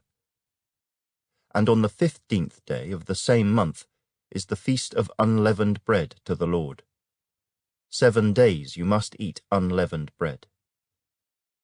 On the 1st day you shall have a holy convocation. You shall do no customary work on it. But you shall offer an offering made by fire to the Lord for 7 days. The 7th day shall be a holy convocation. You shall do no customary work on it. And the Lord spoke to Moses, saying, Speak to the children of Israel, and say to them, When you come into the land which I give to you, and reap its harvest, then you shall bring a sheaf of the first fruits of your harvest to the priest. He shall wave the sheaf before the Lord to be accepted on your behalf. On the day after the Sabbath the priest shall wave it. And you shall offer on that day, when you wave the sheaf, a male lamb of the first year, without blemish, as a burnt offering to the Lord. Its grain offering shall be 2/10 of an ephah of fine flour mixed with oil, an offering made by fire to the Lord for a sweet aroma. And its drink offering shall be of wine, 1/4 of a hin. You shall eat neither bread nor parched grain nor fresh grain until the same day that you have brought an offering to your God. It shall be a statute forever throughout your generations in all your dwellings. And you shall count for yourselves from the day after the Sabbath, from the day that you brought the sheaf of the wave offering, 7 Sabbaths shall be completed. Count 50 days to the day after the 7th Sabbath. Then you shall offer a new grain offering to the Lord. You shall bring from your dwellings 2 wave loaves of 2/10 of an ephah. They shall be of fine flour. They shall be baked with leaven. They are the first fruits to the Lord. And you shall offer with the bread 7 lambs of the first year, without blemish, 1 young bull, and 2 rams. They shall be as a burnt offering to the Lord, with their grain offering and their drink offerings, an offering made by fire for a sweet aroma to the Lord. Then you shall sacrifice 1 kid of the goats as a sin offering, and 2 male lambs of the first year as a sacrifice of a peace offering. The priest shall wave them with the bread of the first fruits as a wave offering before the Lord, with the 2 lambs. They shall be holy to the Lord for the priest. And you shall proclaim on the same day that it is a holy convocation to you. You shall do no customary work on it. It shall be a statute forever in all your dwellings throughout your generations. When you reap the harvest of your land, you shall not wholly reap the corners of your field when you reap, nor shall you gather any gleaning from your harvest. You shall leave them for the poor and for the stranger.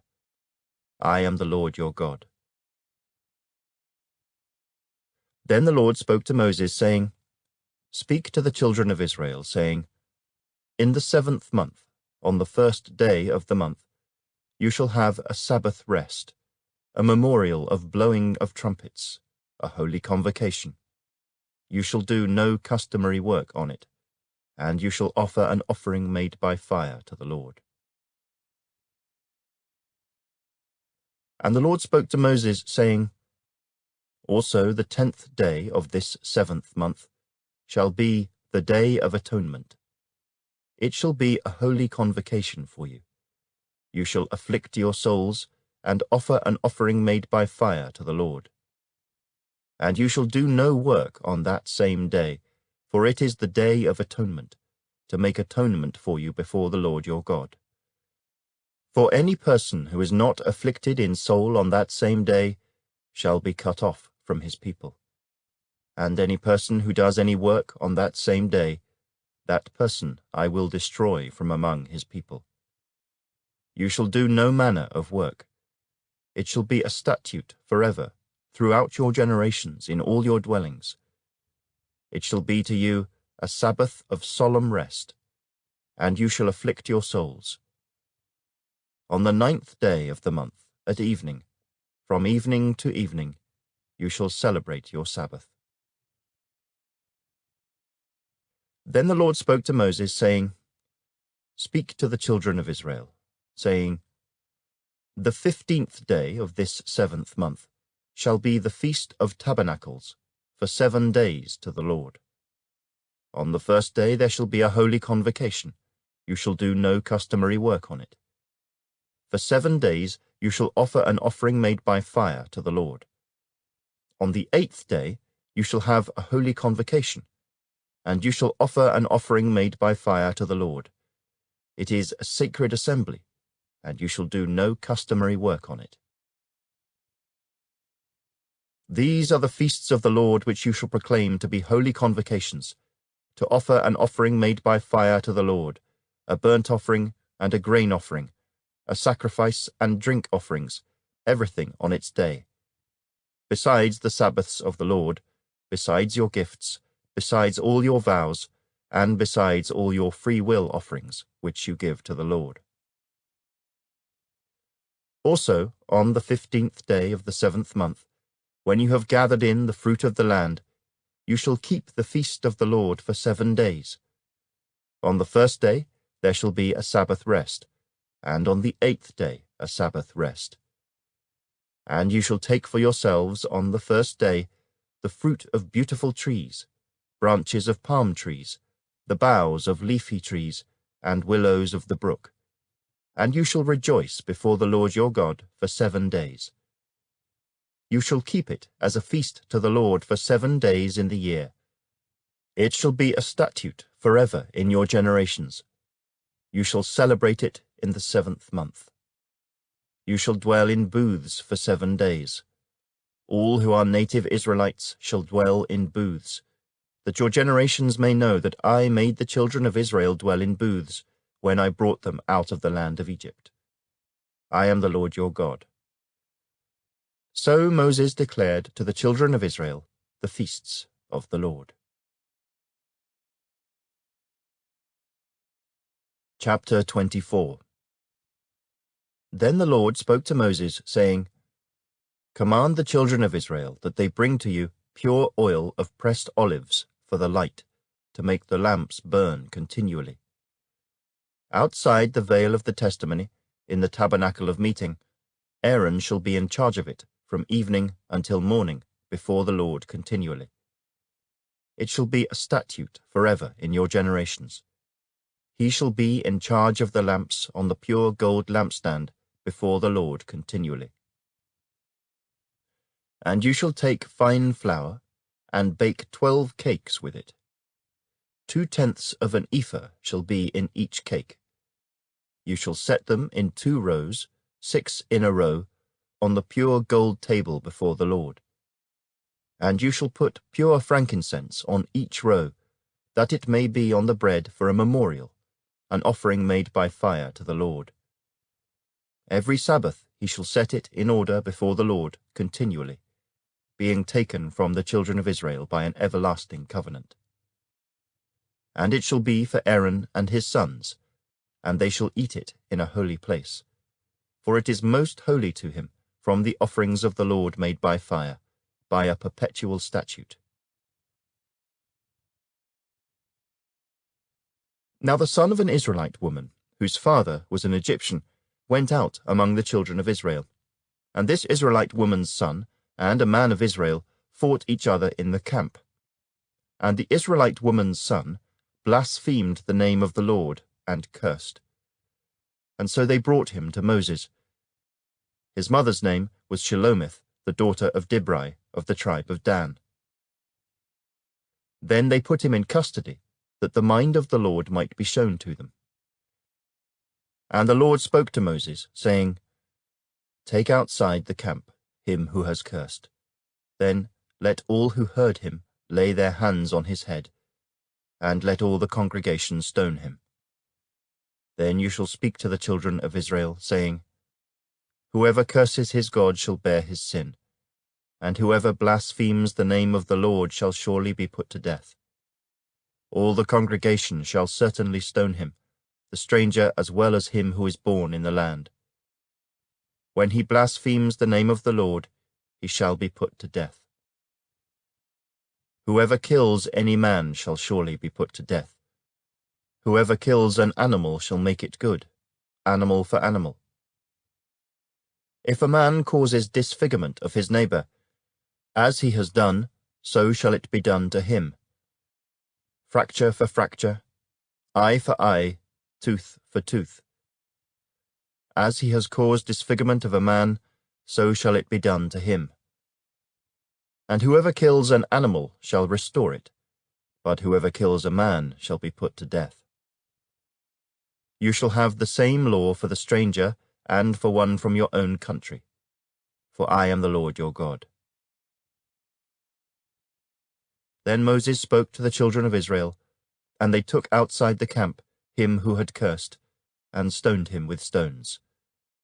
So the children of Israel did as the Lord commanded Moses. Chapter 25.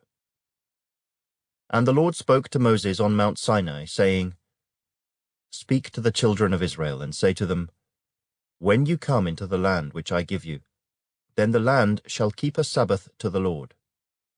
6 years you shall sow your field, and 6 years you shall prune your vineyard, and gather its fruit. But in the 7th year there shall be a Sabbath of solemn rest for the land, a Sabbath to the Lord.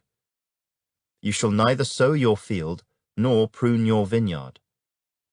What grows of its own accord of your harvest you shall not reap, nor gather the grapes of your untended vine, for it is a year of rest for the land. And the Sabbath produce of the land shall be food for you. For you, your male and female servants, your hired man, and the stranger who dwells with you, for your livestock and the beasts that are in your land, all its produce shall be for food. And you shall count 7 Sabbaths of years for yourself, 7 times 7 years. And the time of the 7 Sabbaths of years shall be to you 49 years. Then you shall cause the trumpet of the Jubilee to sound on the 10th day of the 7th month. On the Day of Atonement you shall make the trumpet to sound throughout all your land. And you shall consecrate the 50th year, and proclaim liberty throughout all the land to all its inhabitants. It shall be a jubilee for you. And each of you shall return to his possession, and each of you shall return to his family. That 50th year shall be a jubilee to you. In it you shall neither sow nor reap what grows of its own accord, nor gather the grapes of your untended vine. For it is the jubilee, it shall be holy to you. You shall eat its produce from the field. In this year of Jubilee, each of you shall return to his possession. And if you sell anything to your neighbor, or buy from your neighbor's hand, you shall not oppress one another. According to the number of years after the Jubilee, you shall buy from your neighbor, and according to the number of years of crops, he shall sell to you. According to the multitude of years, you shall increase its price, and according to the fewer number of years, you shall diminish its price.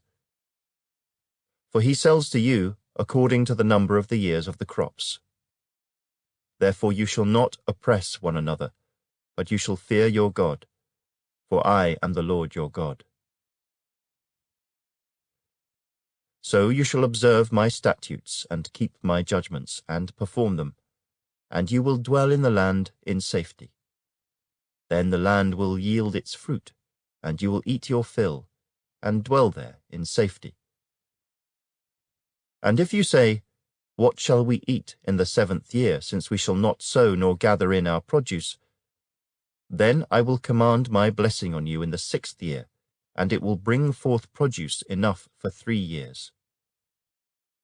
And you shall sow in the 8th year, and eat old produce until the 9th year. Until its produce comes in, you shall eat of the old harvest. The land shall not be sold permanently, for the land is mine. For you are strangers and sojourners with me. And in all the land of your possession you shall grant redemption of the land. If one of your brethren becomes poor and has sold some of his possession, and if his redeeming relative comes to redeem it, then he may redeem what his brother sold. Or if the man has no one to redeem it, but he himself becomes able to redeem it, then let him count the years since its sale, and restore the remainder to the man to whom he sold it, that he may return to his possession. But if he is not able to have it restored to himself, then what was sold shall remain in the hand of him who bought it until the year of Jubilee. And in the Jubilee it shall be released, and he shall return to his possession. If a man sells a house in a walled city, then he may redeem it within a whole year after it is sold. Within a full year he may redeem it. But if it is not redeemed within the space of a full year, then the house in the walled city shall belong permanently to him who bought it, throughout his generations. It shall not be released in the Jubilee. However, the houses of villages which have no wall around them shall be counted as the fields of the country. They may be redeemed, and they shall be released in the Jubilee.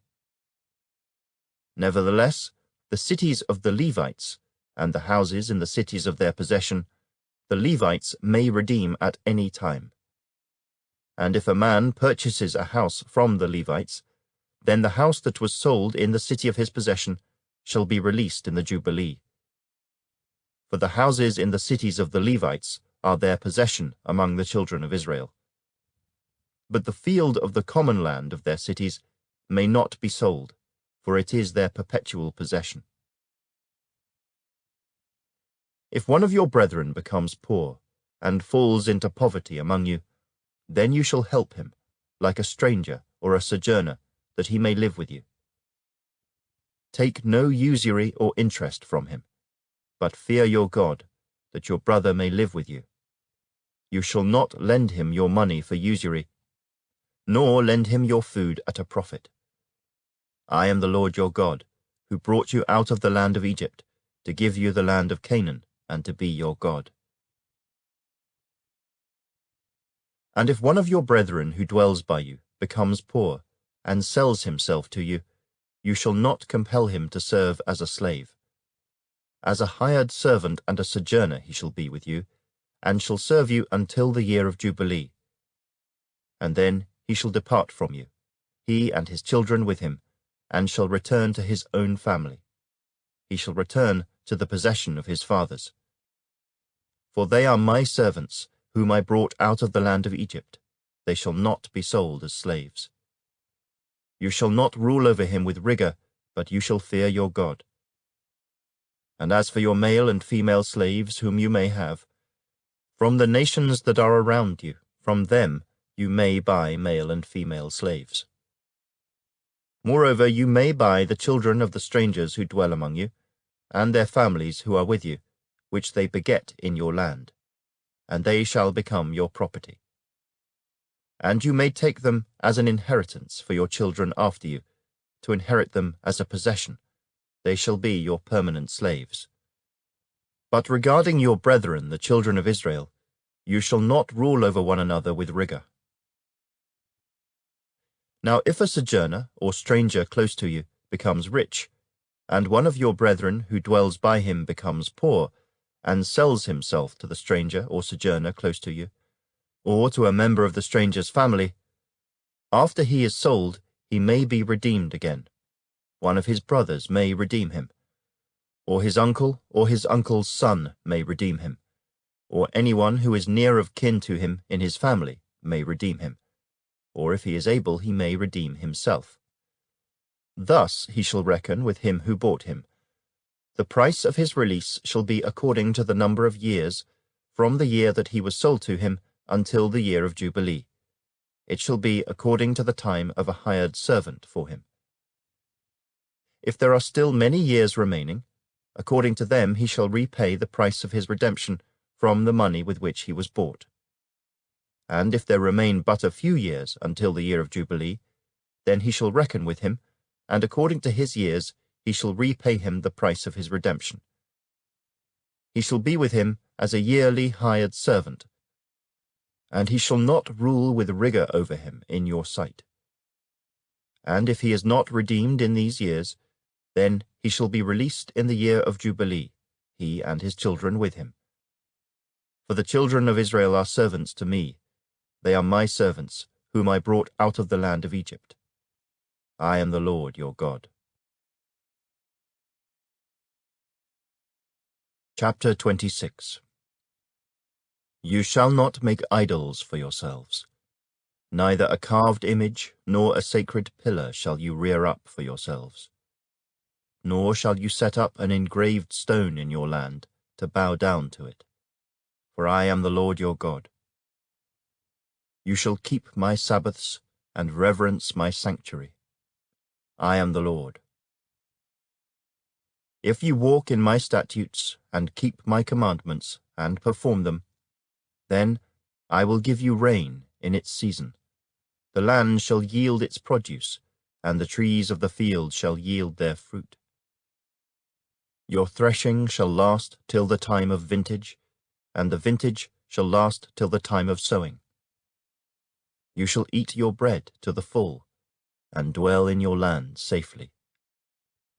I will give peace in the land, and you shall lie down, and none will make you afraid. I will rid the land of evil beasts, and the sword will not go through your land. You will chase your enemies, and they shall fall by the sword before you.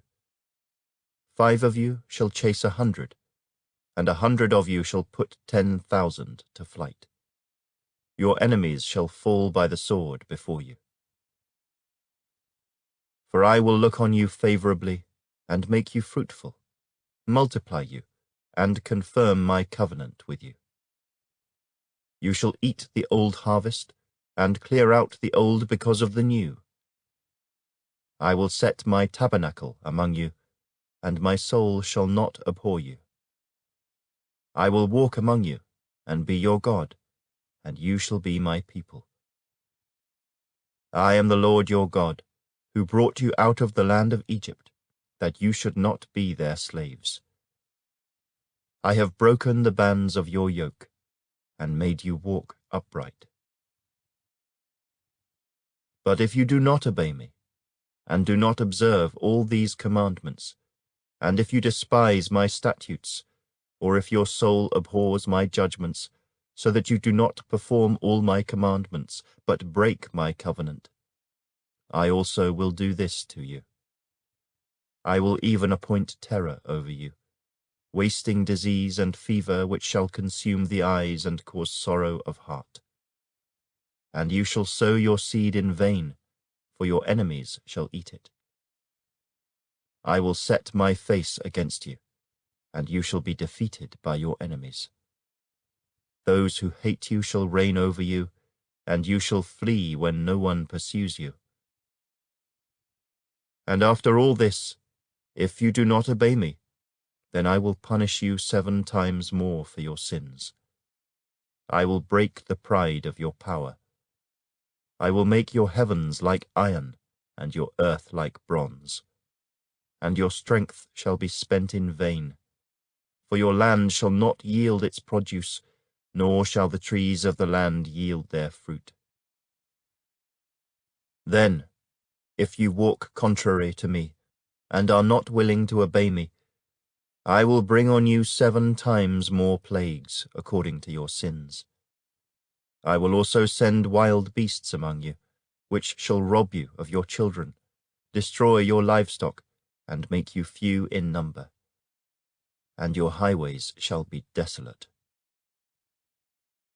And if by these things you are not reformed by me, but walk contrary to me, then I also will walk contrary to you, and I will punish you yet 7 times for your sins. And I will bring a sword against you, that will execute the vengeance of the covenant. When you are gathered together within your cities, I will send pestilence among you, and you shall be delivered into the hand of the enemy. When I have cut off your supply of bread, 10 women shall bake your bread in 1 oven, and they shall bring back your bread by weight, and you shall eat and not be satisfied. And after all this, if you do not obey me, but walk contrary to me, then I also will walk contrary to you in fury. And I, even I, will chastise you 7 times for your sins.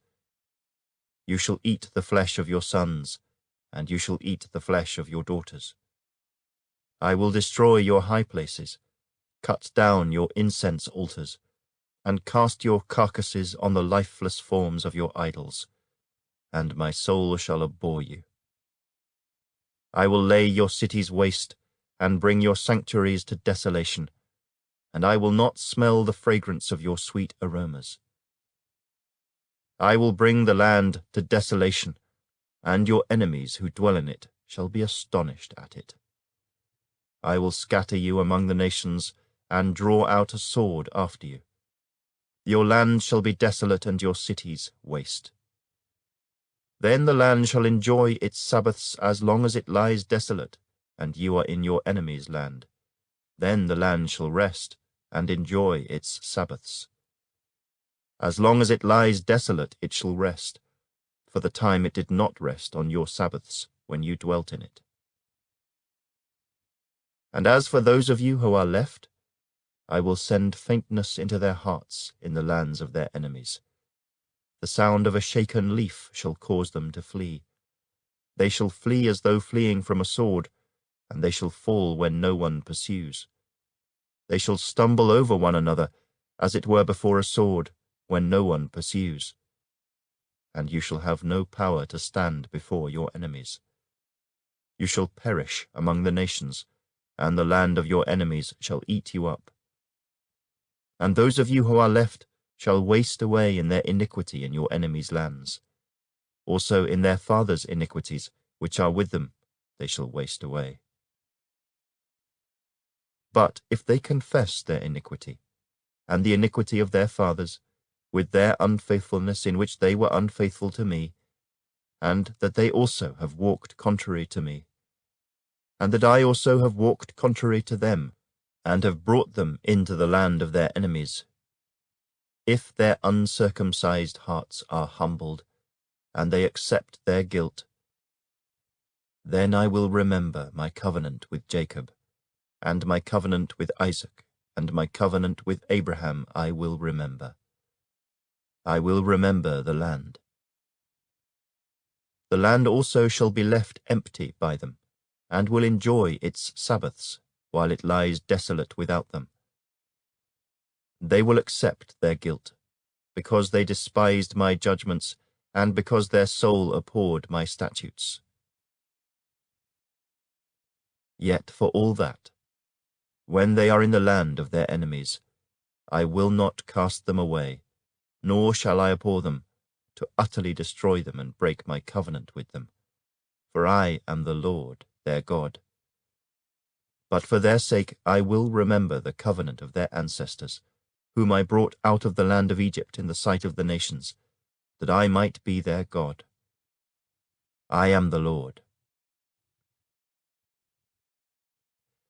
These are the statutes and judgments and laws which the Lord made between himself and the children of Israel on Mount Sinai by the hand of Moses.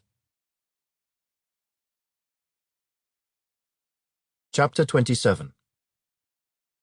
Now the Lord spoke to Moses, saying, Speak to the children of Israel, and say to them, When a man consecrates by a vow certain persons to the Lord, according to your valuation, if your valuation is of a male from 20 years old up to 60 years old, then your valuation shall be 50 shekels of silver, according to the shekel of the sanctuary.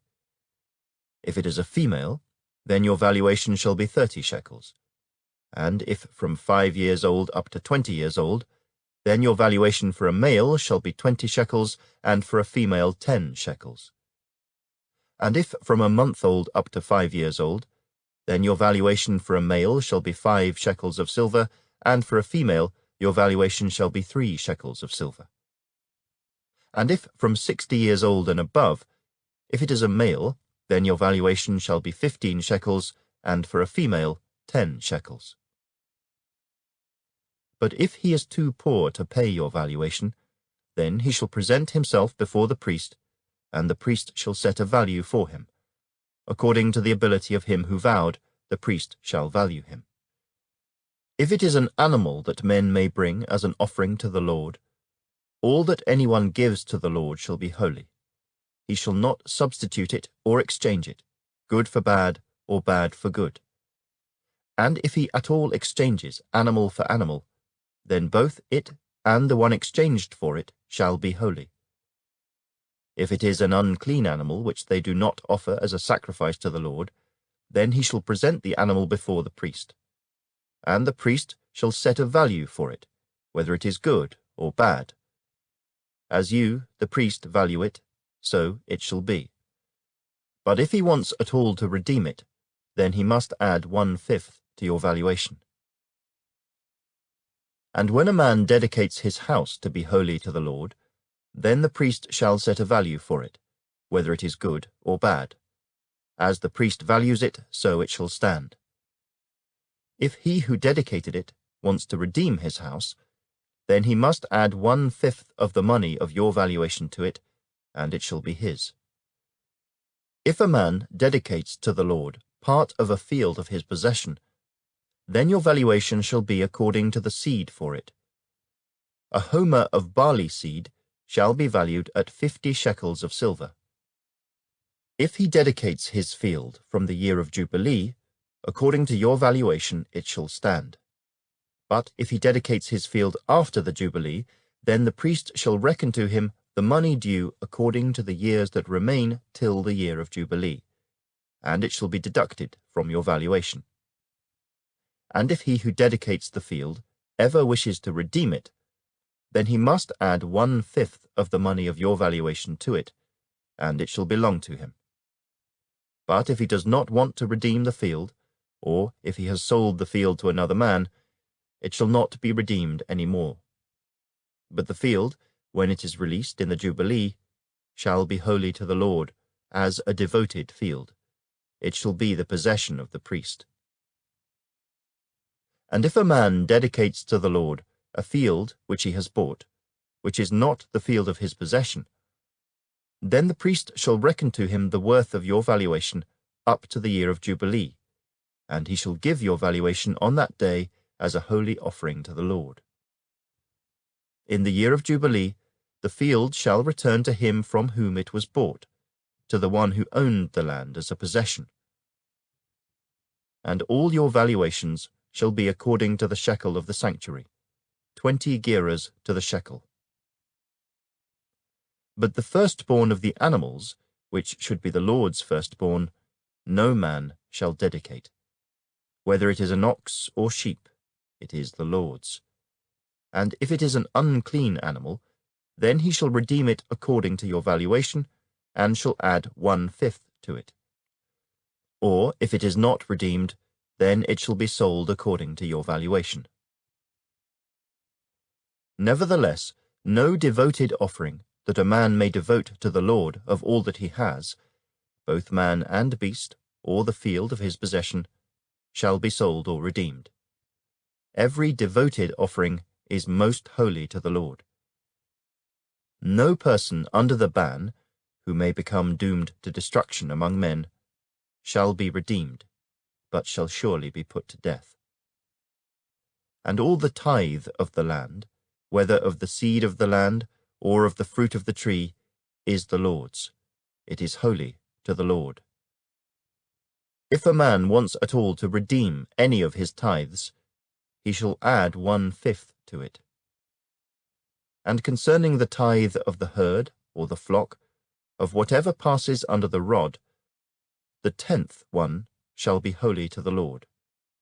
He shall not inquire whether it is good or bad, nor shall he exchange it. And if he exchanges it at all, then both it and the one exchanged for it shall be holy. It shall not be redeemed. These are the commandments which the Lord commanded Moses for the children of Israel on Mount Sinai.